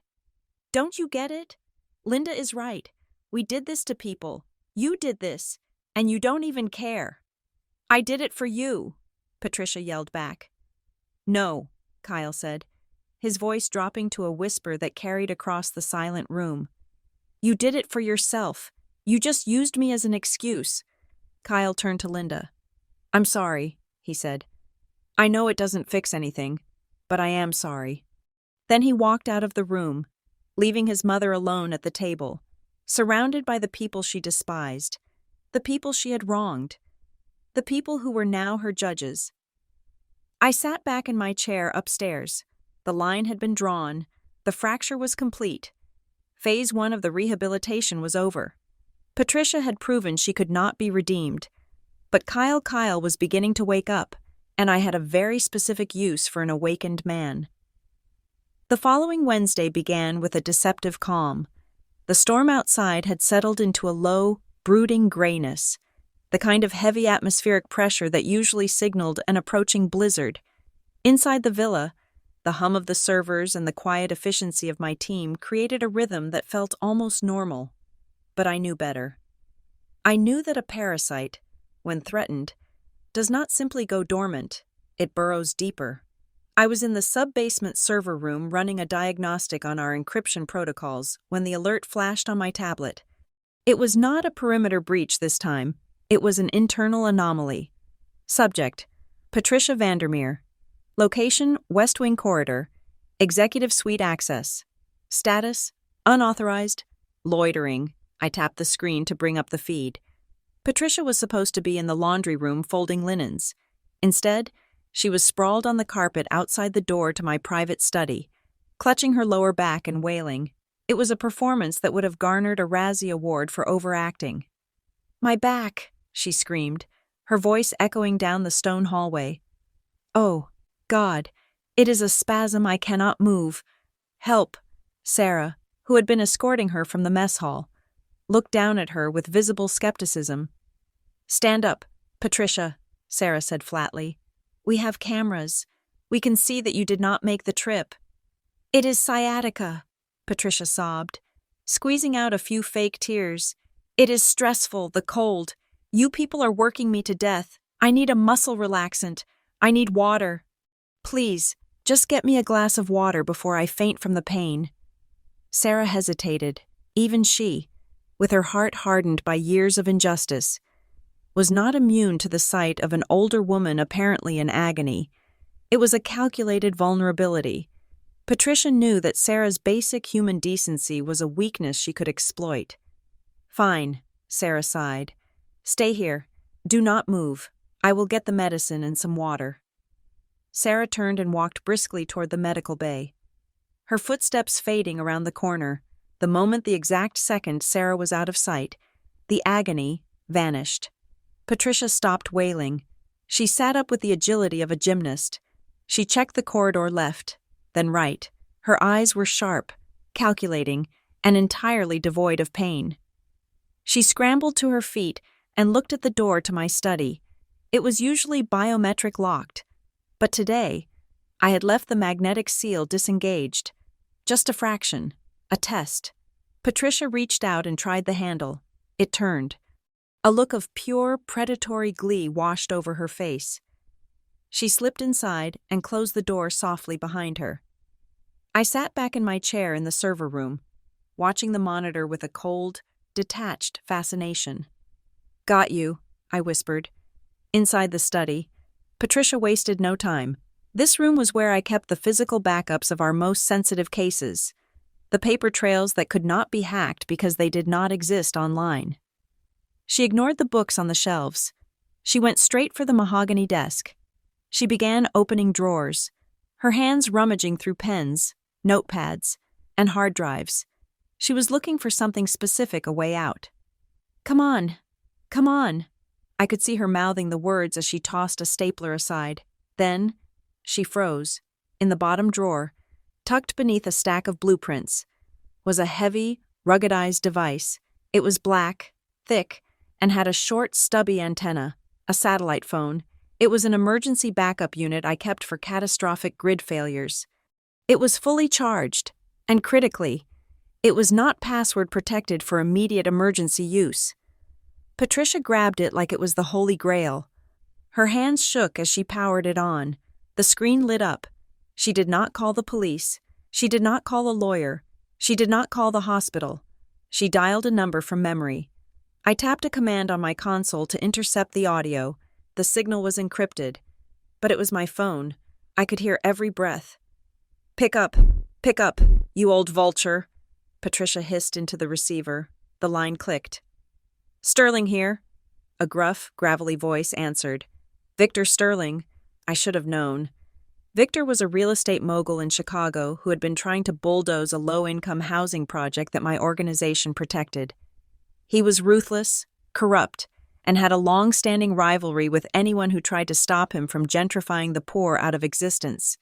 He was also, apparently, an old acquaintance of the Vandermeers. "Victor," Patricia whispered, her voice trembling with excitement. "It is me, Patricia Vandermeer." "Patricia," Victor sounded confused. "I thought you were in Europe, or dead. I heard the bank took the shirt off your back." "I am not in Europe," Patricia said, rushing the words. "I am in hell. Victor, I am being held hostage." "Hostage?" Victor's interest was piqued. "By whom? The IRS." "By my daughter-in-law," Patricia spat. "Joy Everline, that little orphan nobody Kyle married. But Victor, listen to me. It is not just a house. It is a cult. She is running some kind of radical leftist paramilitary organization up here." I raised an eyebrow. Paramilitary organization, she certainly had an imagination. "She has people here. Victor," Patricia continued, her voice dropping to a conspiratorial whisper.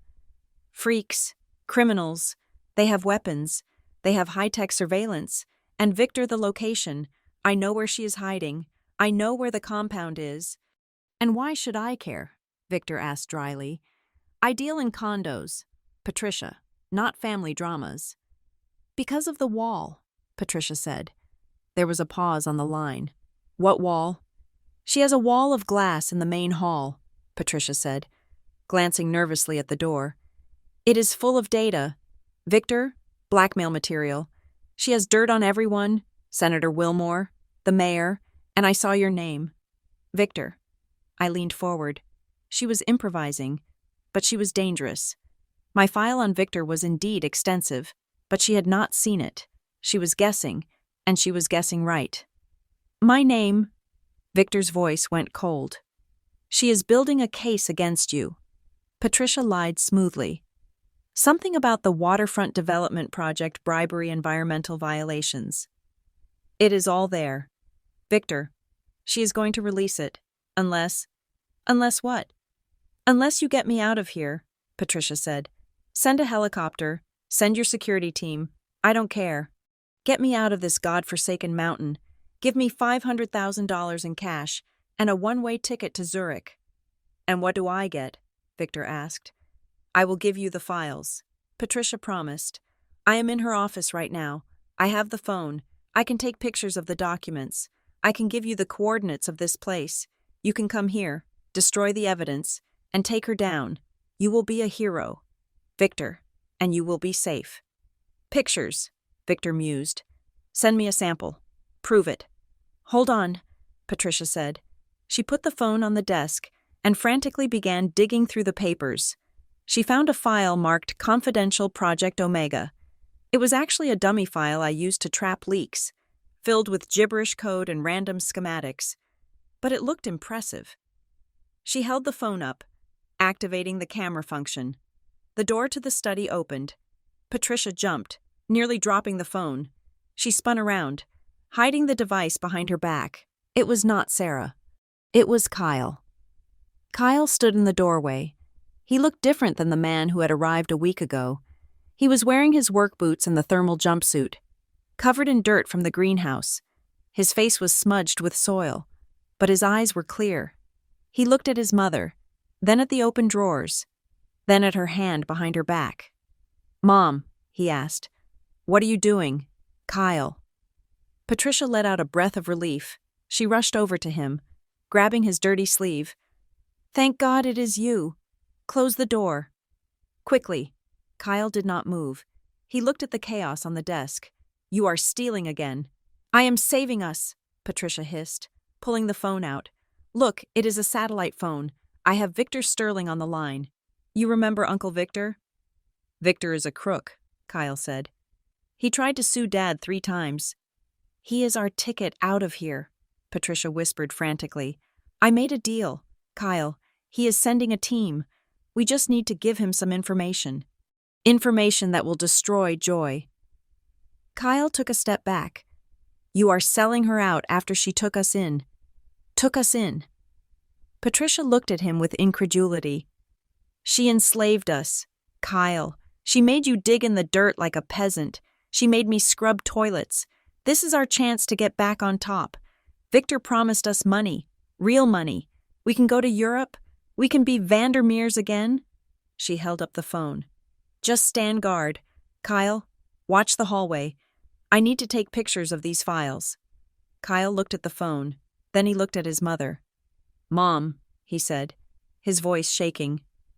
"Joy knows. She sees everything." "She doesn't know this," Patricia insisted. "She is arrogant. She thinks we are broken, but we are smarter than her. Now, oof." She turned back to the desk, spreading the files out. Click. She took a photo. Click. Another one. "Mom, stop," Kyle said, but he did not move to stop her. He stood frozen in the doorway, the old conditioning warring with his new reality. "Don't be weak, Kyle," Patricia snapped as she photographed a page of meaningless diagrams. "I am doing this for your future. Do you want to rot here planting kale for the rest of your life? Or do you want to wear Italian suits again? Do you want to be a man? Or a gardener?" Kyle stammered. "Silence," Patricia commanded. "Let me work." Kyle looked at her back. He watched her frantically betraying the only person who had offered them a hard but honest truth. He looked at his own dirty hands. He remembered the feeling of the shovel hitting the earth, the strange satisfaction of seeing a seed go into the ground. But then he looked at his mother, the woman who had controlled every aspect of his existence for 30 years, the woman whose voice was the narrator of his life. He lowered his head. He stepped back. He did not close the door, but he did not raise the alarm. He stood in the threshold, a silent sentry to her crime. "That's a good boy," Patricia muttered, not looking at him. "Just another minute." I watched from the server room. I saw Kyle's hesitation. I saw him retreat into his shell. It was disappointing, but expected. Breaking a lifetime of psychological conditioning took more than a week of gardening. But Patricia, she had sealed her fate. "Victor," Patricia said into the phone, her voice triumphant. "I have the images, sending them now, and here are the coordinates. She read the GPS numbers off the small sticker on the back of the phone. I have them. Victor's voice crackled. Sit tight. Patricia, I am making a call to my flight team. We will be there in 2 hours, and tell your daughter-in-law that her eviction notice is coming. Hurry, Patricia whispered. She hung up. She looked at Kyle, her eyes shining with a manic light. We did it, she said. We won. I leaned forward to the microphone that connected to the entire house's PA system. But then I paused. No, not yet. If Victor Sterling was coming, he wasn't coming alone. He would bring his lawyers, his private security goons, and probably the press if he thought he could spin it. This wasn't just a breach. It was an opportunity. I picked up my own phone and dialed Marcus. Marcus, I said, prepare the welcoming committee. Do we have a situation? Marcus asked. We have a visitation, I corrected. Victor Sterling is inbound, and he thinks he is coming to rescue a hostage. Understood, Marcus said. I could hear the smile in his voice. Shall I lock down the perimeter? No, I said. Open the gates. Let them in. Let them all in. I looked back at the screen. Patricia was hugging the satellite phone to her chest, unaware that she had just invited a shark into a tank full of krakens. She thought she was the orchestrator of a great escape. She did not realize she was simply the bait. Enjoy your victory lap, Patricia, I whispered. It will be a short run. 2 hours. That was the timeline Patricia had given Victor Sterling. And because Victor was a man driven by greed and the fear that his empire was crumbling, he arrived in 1 hour and 45 minutes. I was standing in the command center, watching the perimeter monitors. The silence of the mountains was broken not by the wind, but by the aggressive roar of engines. It was not a stealth approach. It was a parade. A convoy of 5 black armored SUVs tore up the winding access road, kicking up plumes of snow and gravel. Flanking them was a white van with a satellite dish mounted on the roof, emblazoned with the logo of The Daily Truth, a tabloid notorious for destroying reputations for the highest bidder. Victor had not just brought muscle, he had brought a circus. They are breaching the outer perimeter, Marcus announced from his station. His hand hovered over the lockdown protocols. Joy, do you want me to engage the automated bollards? We can stop them dead at the first checkpoint. No, I said, my eyes fixed on the lead vehicle. Let them through. Open Gate 1 and Gate 2. I want them all the way in the courtyard. Marcus looked at me, a flicker of concern in his eyes, but he nodded. Opening gates. You are playing a dangerous game. Joy. It is not a game, Marcus, I replied, smoothing the front of my blazer. It is a broadcast. Down in the guest wing, the sound of the approaching convoy acted like a starter pistol for Patricia. I watched on the internal feed as she scrambled up from the floor of the hallway where she had been pacing nervously. He is here, she shrieked, her voice cracking with hysteria. Kyle, get up, Victor is here. Kyle was sitting on a bench, his head in his hands. He looked up, his face pale and drawn. Mom, please, don't do this. Shut up and follow me, Patricia commanded. She grabbed his arm, her fingernails digging into his skin. Look miserable. Kyle, limp a little.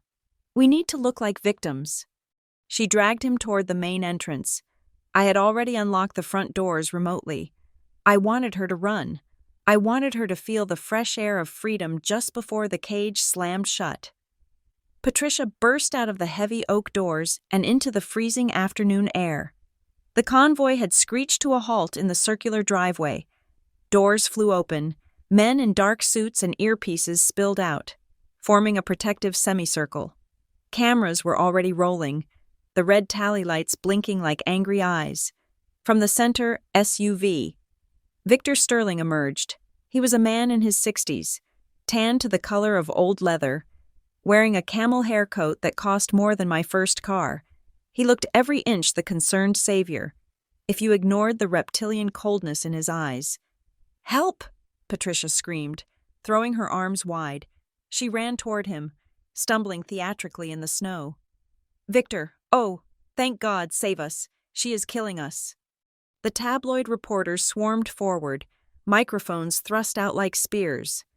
"Mrs. Vandermeer," a reporter shouted, "is it true you have been held against your will? Were you tortured?" Patricia collapsed into Victor's arms, sobbing loudly. "Yes, yes, look at me.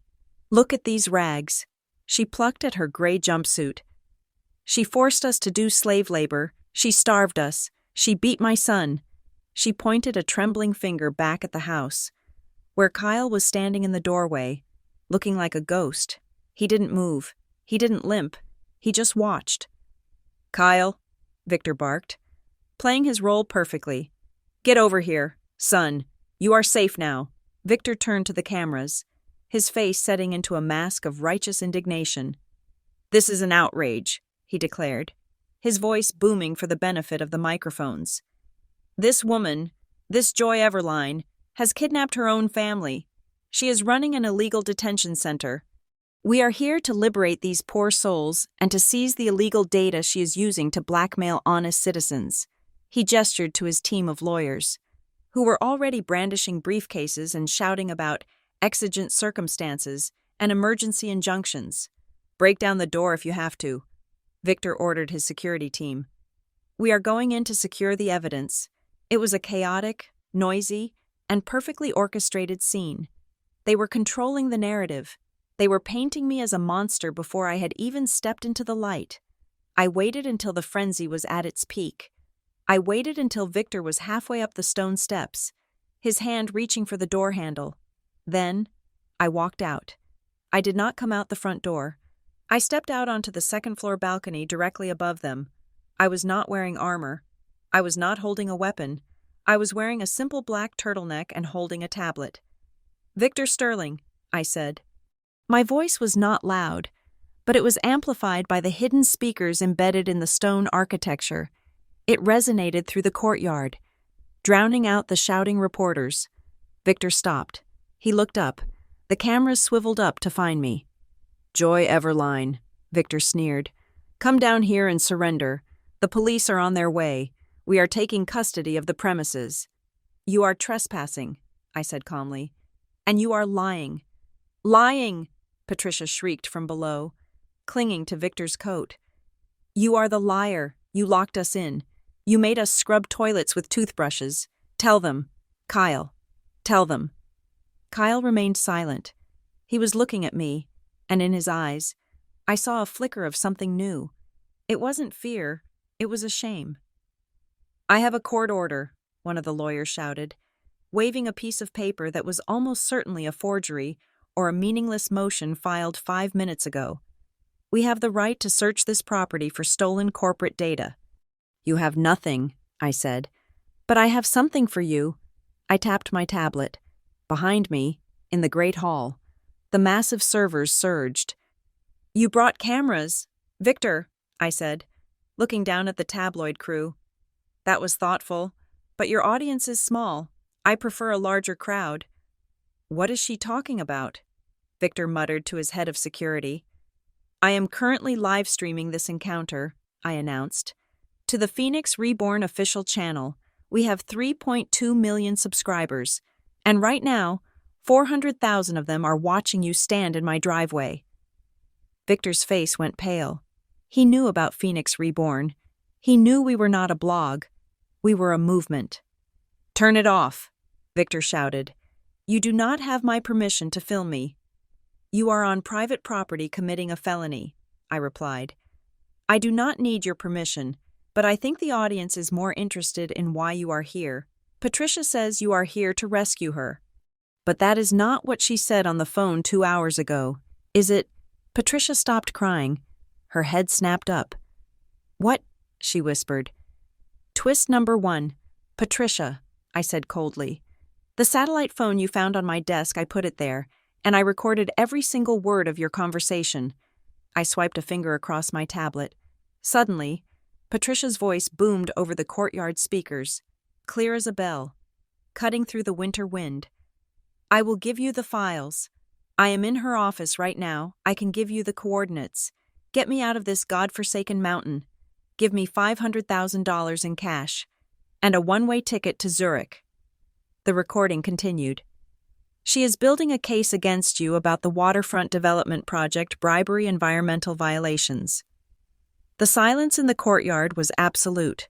The reporters lowered their microphones. The camera operators checked their audio levels, ensuring they were capturing this gold mine. Patricia looked like she had been slapped. She released Victor's arm and stepped back, shaking her head. No, that is doctored. That is AI. It is metadata stamped and verified, I said. And here's the best part. Victor's response. The audio played again. Victor's gruff voice filled the air. Send me a sample. Prove it I am making a call to my flight team. Tell her eviction notice is coming. I cut the audio. So, I said, leaning over the railing, you are not here to rescue a victim of abuse. Victor, you are here to purchase stolen property.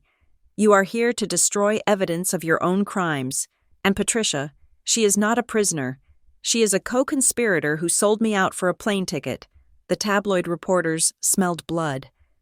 And suddenly, they turned on their employers. The cameras that had been pointed at me swung around to face Victor and Patricia.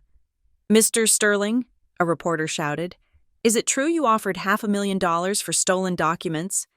Mrs. Vandermeer, did you agree to sell confidential information about your daughter-in-law? Victor looked around wildly. He was losing control. The narrative had flipped in seconds. He was no longer the hero. He was the villain in a global reality show. This is entrapment, Victor roared, his face turning a dangerous shade of purple. She lured us here. Get that camera out of my face. He shoved a cameraman. The camera wobbled. But the reporter didn't back down. You are trespassing, I repeated. And now, you are assaulting the press. My legal team is watching this stream. They are filing charges as we speak. Conspiracy to commit corporate espionage, attempted theft, trespassing, assault. You think you can scare me? Victor snarled. Abandoning the pretense of civility, he motioned to his security team 6 large men with earpieces and bulges under their jackets that were definitely not wallets. I have enough money to buy this mountain and bury you under it. Boys, get inside. Get the servers. Smash everything. Victor, no, Patricia screamed. She has cameras everywhere. I don't care, Victor yelled. We take the drives. We burn the place down if we have to. No witnesses. It was a desperate, stupid move, born of panic. He thought brute force could still win against digital transparency. His men surged forward, running up the steps toward the front door. Joy, Kyle shouted from the doorway. He finally moved. He threw himself in front of the door, spreading his arms. Stop. You can't go in there.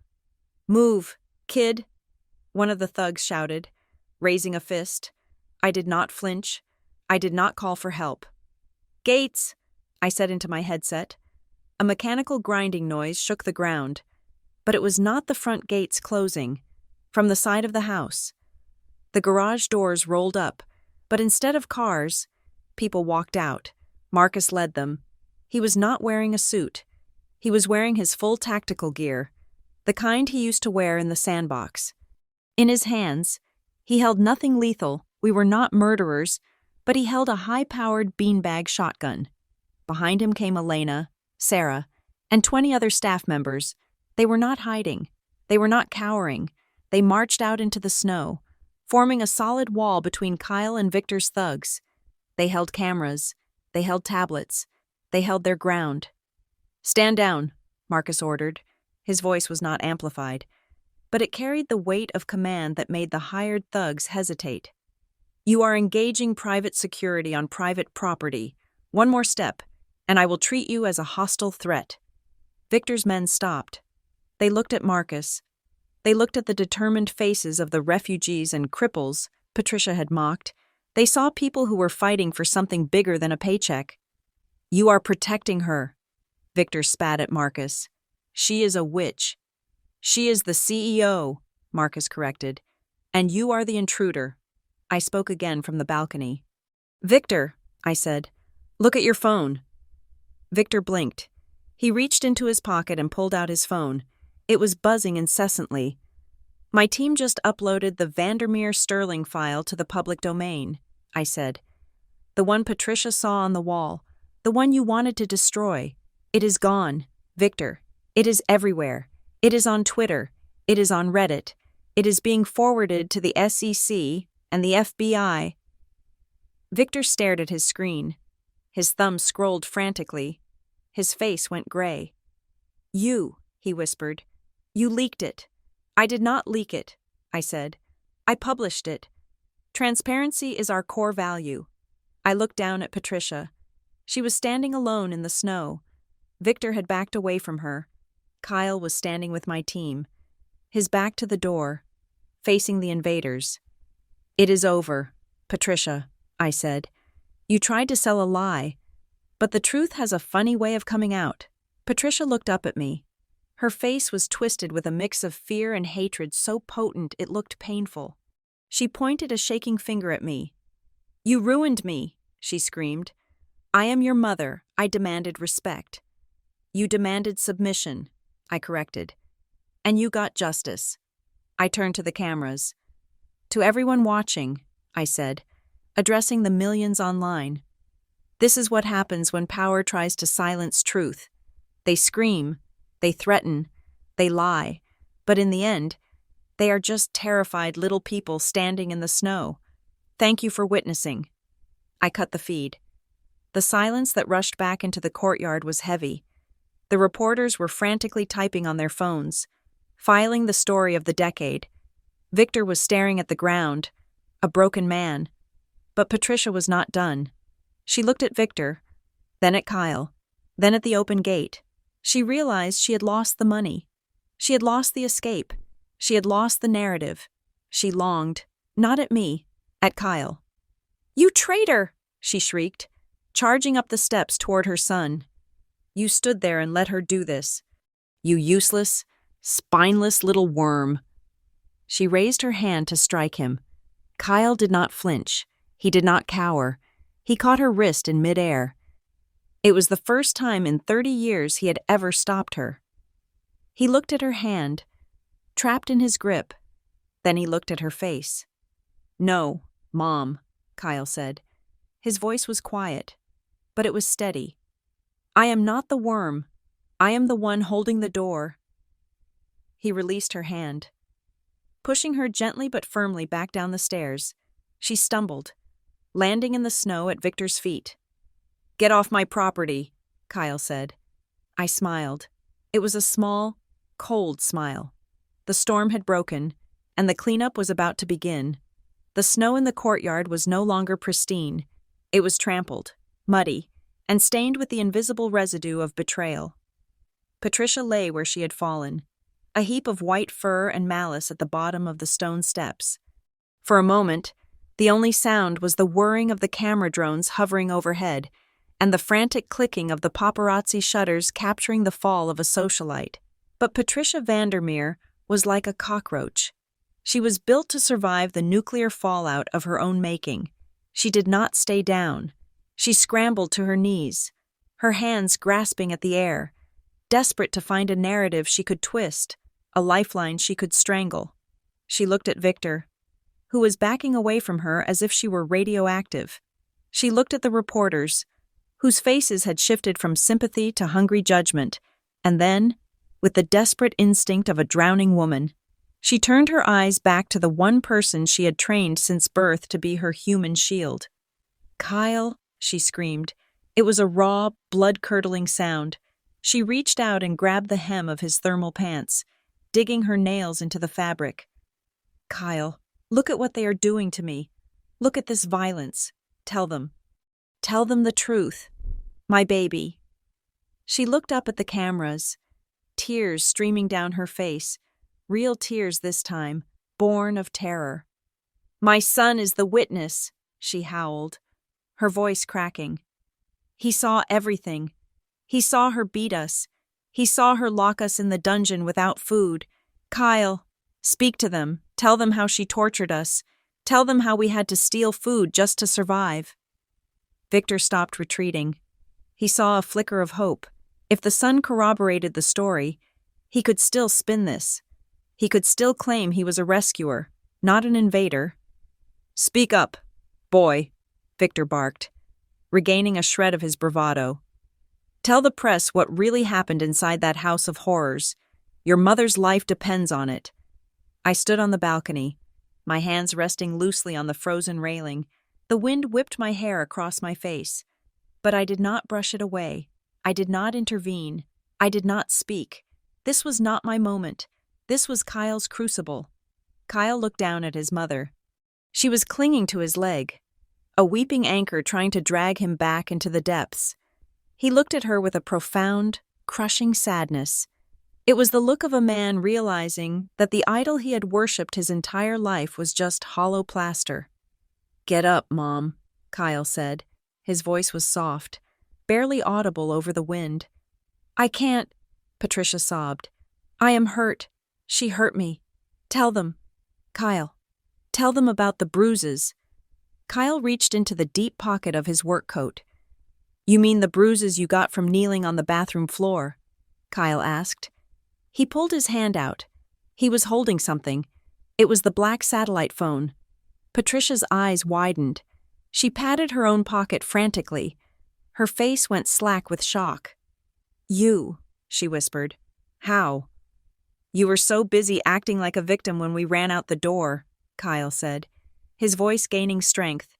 He held the phone up high, showing it to Victor, to the cameras, to the world. "You were so busy rehearsing your lines that you didn't feel me take it from your pocket." "Mom?" "Give that to me," Victor shouted, lunging forward. "That is my property." "Stay back," Kyle yelled. The authority in his voice stopped Victor in his tracks. "This is evidence." Kyle turned to the nearest camera crew. He looked directly into the lens. "My mother is lying," Kyle said. The words hung in the cold air, heavy and absolute. "Kyle, no," Patricia shrieked. "Don't you dare. I am your mother. I gave you life. And then you spent 30 years sucking it back out of me," Kyle replied, looking down at her. He was crying now, silent tears tracking through the dirt on his face, but his voice did not waver. "Joy never beat us. She never starved us. She gave us a job. She gave us a bed. She gave us a chance to pay for the crimes we committed." "He is brainwashed," Patricia screamed to the reporters. "She drugged him. It is Stockholm Syndrome." "It is not a syndrome, Mom," Kyle said, shaking his head. "It is a conscience. I scrubbed those toilets because for the first time in my life, I was paying my own way. I dug those holes in the garden because I wanted to feel like I was building something, not just taking." He tapped the phone in his hand. "And this," Kyle continued, "you thought you sent the photos to Victor. You thought you sold Joy out, but you didn't check the transmission status. Did you?" Patricia stared at him, her mouth agape. "I canceled the upload," Kyle said. "I canceled it before we even left the hallway. Victor didn't get the files. He came here for nothing." A collective gasp went through the crowd of reporters. "You," Patricia choked. "You betrayed me, your own flesh and blood." "You betrayed Joy," Kyle said. "She took us in when we were homeless, when we had 18 miles of gas left and $0 in the bank, and you tried to sell her to the man who tried to destroy Dad's company." He looked at Victor. "You are not a savior, Victor," Kyle said. "You are a vulture, and my mother, she is the carcass you came to pick clean." Victor's face twisted into a snarl. He realized the game was lost. The documents were not sent. The public sentiment had turned. The live stream was still broadcasting his humiliation to millions. "This is a waste of my time," Victor spat. He turned on his heel, signaling to his thugs. "Let's go. We are leaving." He marched toward his armored SUV, his coat flapping behind him. "Get the lawyers on the phone. I want every media outlet sued for defamation. I want this video scrubbed from the internet." He reached for the door handle of his car. "I would not do that." "Victor," I said from the balcony. Victor frozen. From the distance, carrying over the mountain ridge, came a sound that every criminal dreads. It started as a low whine and grew rapidly into a deafening crescendo. Whoop, whoop. Blue and red lights reflected off the snow-covered trees at the bottom of the driveway. "You thought I called the police when you arrived?" I asked, my voice calm. "Victor, I called the state police 2 hours ago. The moment Patricia made that call, I told them a fugitive with outstanding warrants for racketeering and money laundering was en route to my location." Victor spun around, his eyes wild. "I have no warrants. My lawyers cleared everything." "For the old charges, maybe," I said. "But my team has been busy this week. Remember the wall of silence? We didn't just look at it. We finished the puzzle." I pointed to the massive tablet screen I was holding. "We just sent a digital packet to the district attorney containing 3,000 pages of evidence linking your construction firm to the pension fund embezzlement scheme of 2024. We tracked the offshore accounts. Victor, we found the money trail. It leads right to your personal trust in the Caymans." The first police cruiser drifted around the corner, followed by 3 more, then a SWAT van. They blocked the exit completely. "Hands in the air," a voice amplified by a loudspeaker boomed from the lead cruiser. "State Police, Victor Sterling. Place your hands on your head." Victor looked at his security team. They were already backing away, raising their hands. They were hired muscle, not martyrs. They knew when a check wasn't worth cashing. "No," Victor whispered. He looked at his SUV, then at the woods. For a second, he considered running. "Don't even think about it," Marcus shouted from the steps. Raising his beanbag shotgun, Victor slumped. The fight went out of him like air from a punctured tire. He slowly raised his manicured hands above his head. The police swarmed the driveway. It was a blur of motion officers shouting commands, cuffs clicking, rights being read. They slammed Victor against the hood of his own car, patting him down. Patricia watched it all from the snow. She watched her savior being stuffed into the back of a police cruiser like a common thug. She watched her ticket to Zurich evaporate. She turned slowly to Kyle. She was trembling violently now, not from the cold, but from the terrifying realization of her total isolation. "Kyle," she whispered. Her voice was small, pleading. "Kyle, baby, they are taking him away. We need to go. We need to get a taxi. Come on, help Mommy up." She reached her hand out to him. Kyle looked at her hand. It was the hand that had slapped him when he didn't get straight A's. It was the hand that had signed away his inheritance. It was the hand that had tried to drag him into a felony. He did not take it. "I am not going anywhere." "Mom," Kyle said. "What?" Patricia blinked. "But we can't stay here. She will kill us."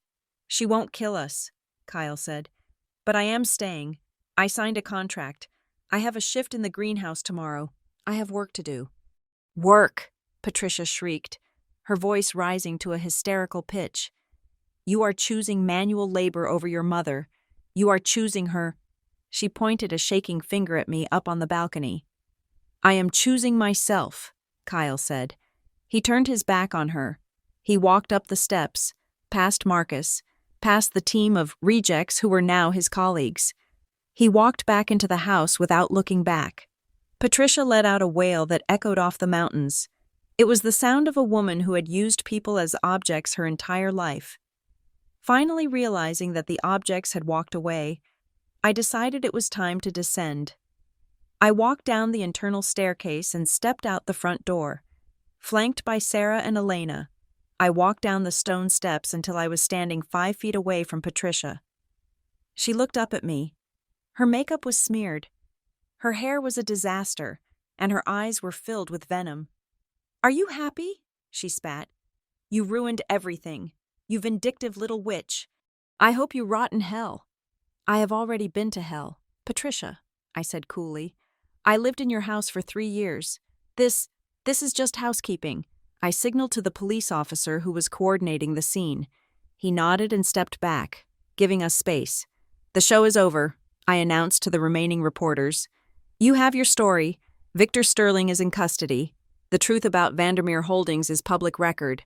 Now, get off my land." The press, sensing the shift in energy and having gotten enough footage to feed the news cycle for a month, began to pack up. I looked down at my mother-in-law.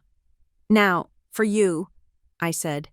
You can't do anything to me, Patricia sneered, trying to stand up with some semblance of dignity. I did not sign your contract. I am a free citizen. I am leaving. You are leaving, I agreed.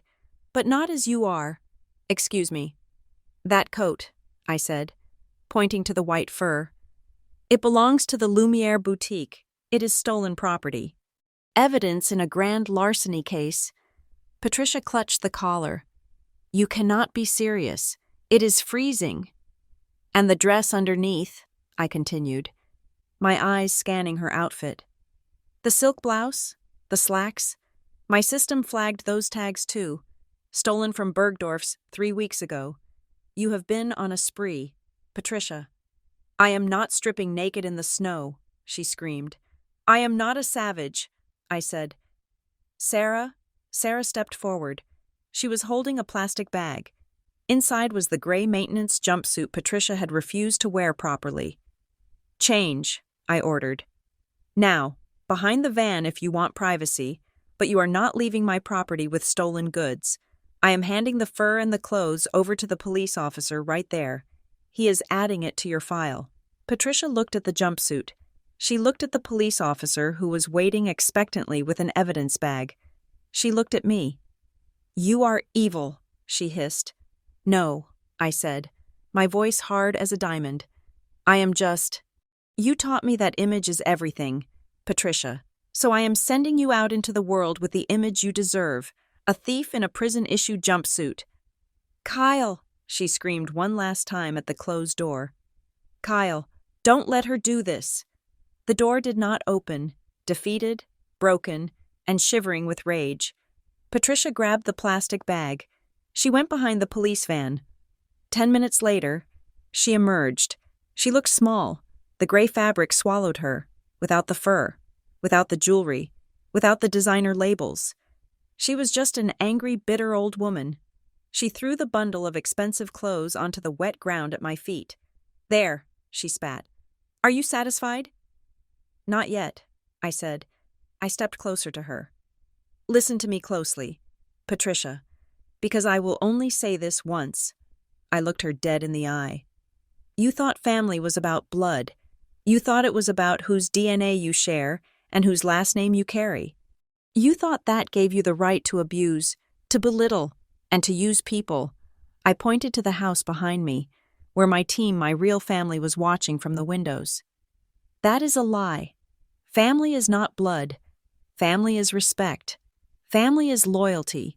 Family is the people who stand by you when the world is burning, not the ones who light the match. I gestured to the open gate. You have no respect. You have no loyalty. And as of this moment, you have no family. You can't keep my son from me, she whispered. I am not keeping him, I said. He chose. You are surplus to requirements. Patricia, you are an obsolete line of code in our operating system, and I am deleting you. I turned to the police officer. Officer, I said. This woman is trespassing. She has been asked to leave. Please escort her off my property. Drop her at the nearest bus station. I believe she has a long journey ahead of her. With pleasure. Ms. Everline, the officer said. He took Patricia by the arm. Not gently. Get your hands off me, Patricia snapped. But there was no fire left in it. She was led away. She walked down the long, winding driveway, her gray jumpsuit stark against the white snow. She did not look back. She couldn't. The weight of her own ego was finally too heavy to carry. I watched until the police cruiser carrying her disappeared around the bend. The silence returned to the mountains. I took a deep breath. The air tasted clean, sharp, cold. Joy. I turned. Kyle had come back out. He was standing in the doorway, holding a shovel. He looked tired, but he stood straighter than I had ever seen him. Is she gone? He asked. She is gone, I said. She has nothing, Kyle said. It wasn't a question. It was a statement of fact. She has what she earned, I replied. And so do you. Kyle looked at the shovel in his hand. Then he looked at the greenhouse. I should get back to work, he said. The kale isn't going to plant itself." "No," I said. "It isn't." He nodded once, a gesture of respect, and turned back inside.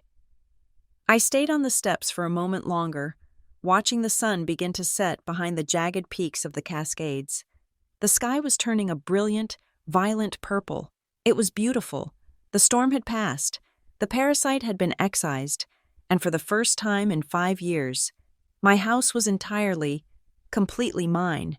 The red taillights of the state police cruiser were the last thing I saw of Patricia Vandermeer. They disappeared around the bend of the mountain road, swallowed by the encroaching twilight and the dense pine forest, for a long time. The only sound that lingered was the echo of her screaming a high, frantic wail about injustice and lawyers that had bounced off the granite cliffs until the heavy silence of the North Cascades finally absorbed it. It was over. The woman who had haunted my dreams for 5 years, the specter of judgment who had made me feel small in my own skin, was gone. She was no longer a matriarch. She was case number 492B in the county system. I stood on the front steps, the cold air biting at my cheeks, watching the snow begin to fall. It started as small, hesitant flakes, but I knew the forecast. By midnight, this entire valley would be buried under 3 feet of white powder. We would be cut off from the world again. But this time, the isolation did not feel like a siege. It felt like a cleanse. "She is really gone," a voice said behind me. I turned. Kyle was standing in the open doorway. The heat from the foyer spilled out around him, creating a halo of steam in the freezing air. He was still holding the shovel he had used to confront his mother. His knuckles were white where he gripped the handle, as if he were afraid that letting go would mean sliding back into the abyss of his former life. "She is gone," I confirmed, "and she is not coming back. The district attorney called me 10 minutes ago. With the evidence from the wall and the stolen goods on her person, they are denying bail. She is a flight risk." Kyle nodded slowly. He did not look sad. He looked exhausted, like a man who had just swum to shore after treading water for a decade. He leaned the shovel against the stone wall and looked at me. His eyes were clear, stripped of the arrogance and the fear that had defined him for so long. "Joy," he said, "I am sorry." "I know," I said. "No, you don't," he said, shaking his head. "I mean, I am sorry for everything. For the wedding, for the way she treated you, for the way I let her treat you. I was a coward. I thought that if I just kept quiet, if I just played the peacekeeper, eventually she would be happy. But she was never happy. She just wanted more." He looked down at his dirty boots. "I know I don't deserve to be here," Kyle continued, his voice low. "I know I came here to use you. I admit that. But I don't want to go back to the city. I don't want to be a Vandermeer anymore. That name is poison." He looked up, meeting my gaze with a desperate intensity. "Let me stay. I will work. I will sign whatever contract you want. I will sleep in the shed. I will dig holes until my hands bleed. Just don't make me go back to being that person." I looked at him. I evaluated him, not as his wife, but as the director of Project Nemesis. I saw a man who was broken. Yes, but the cracks were where the light was finally getting in. He had stood up to Patricia. He had protected the house. He had chosen the hard truth over the easy lie. "You can stay," I said. Kyle let out a breath that sounded like a sob. "Thank you. Joy. I promise. I will be the best husband." "Stop." I cut him off. I reached into the inside pocket of my blazer and pulled out a folded document. I had asked Sarah to print it whilst the police were handcuffing Victor. "You can stay," I repeated. "But not as my husband. That part of our life is dead." "Kyle. Patricia killed it 5 years ago, and we just buried the body today." I handed him the document. "These are divorce papers," I said. "Uncontested, irreconcilable differences. You get nothing from my estate, no alimony, no settlement. You leave the marriage with exactly what you brought into it, which, at this moment, is a shovel and a gray jumpsuit." Kyle took the papers. He did not flinch. He did not argue. However, I continued, there is a second document attached. It is a permanent employment contract for a junior groundskeeper and logistics assistant at Phoenix Reborn. It pays minimum wage. It includes room and board in the staff quarters. It requires 40 hours of labor a week and mandatory therapy sessions with our on-site counselor. I watched him read the words. I watched the realization sink in. I was offering him a life, but I was taking away his crutch. You have a choice, Kyle, I said. You can sign the divorce papers and the employment contract and start over as your own man, or you can walk down that driveway and try your luck in the world. It is up to you. Kyle looked at the papers. The old Kyle, the one who cared about appearances, would have been insulted. The old Kyle would have demanded a settlement. The new Kyle took a pen from his pocket, a cheap, plastic ballpoint pen he had found in the supply closet. He walked over to the small stone bench on the porch. He placed the papers on the cold stone. Where do I sign? He asked. Page 4 and page 10. I said. He signed. He signed with a steady hand. The scratch of the pen against the paper was the sound of a shackle breaking. He stood up and handed the documents back to me. He looked lighter, younger. Thank you, Ms. Everline, he said formally. What time is my shift tomorrow? 6 a.m, I said. The snow needs to be cleared from the solar panels. It will be heavy work. I'll be there, he said. He turned and walked back into the house, heading not toward the guest wing, but toward the staff dormitory. He was no longer a guest. He was one of us. I stayed outside for a moment longer. The sun had completely set now. The mountains were jagged silhouettes against a sky of deep indigo. The snow was falling harder, erasing the tire tracks of the police cars, erasing the footprints of the reporters, erasing the stain of Victor Sterling's greed. The world was resetting itself. I turned and walked back into the warmth of my home. 2 weeks later, the glass summit lived up to its name. The storm had passed, leaving the villa encased in a pristine, glittering shell of ice and snow. From the valley below, it must have looked like a diamond embedded in the rock face, unapproachable and cold. But inside, the great hall was warm. The massive fireplace, which Patricia had wanted to replace with something gold and gaudy, was roaring with a fire of seasoned oak logs. The smell of wood smoke mixed with the aroma of roasted garlic and rosemary chicken. It was dinner time. The long steel table, which had once served as the negotiation table for Patricia's surrender, was now set for 30 people. There were no assigned seats. There was no hierarchy. Sarah sat near the head, laughing at a joke Elena had made. Elena was showing off a new scar cream she was developing in the lab, her face glowing with confidence. Marcus was at the far end, arm wrestling with one of the new security recruits, his prosthetic leg propped up on a chair. No longer something to hide. And in the middle of them sat Kyle. He was quieter than the others, still finding his rhythm. He was wearing a flannel shirt and jeans, his hands rough and calloused. He was passing a bowl of mashed potatoes to Linda, the woman his mother had fired 20 years ago. Thank you, Kyle, Linda said, taking the bowl. You are welcome, Linda, Kyle replied. There was no tension. There was no animosity. There was just the quiet, sturdy bridge of shared humanity. He had apologized to her on his first day as an employee. She had accepted it, not because he demanded it, but because he had earned it through sweat and silence. I stood on the upper landing, looking down at them.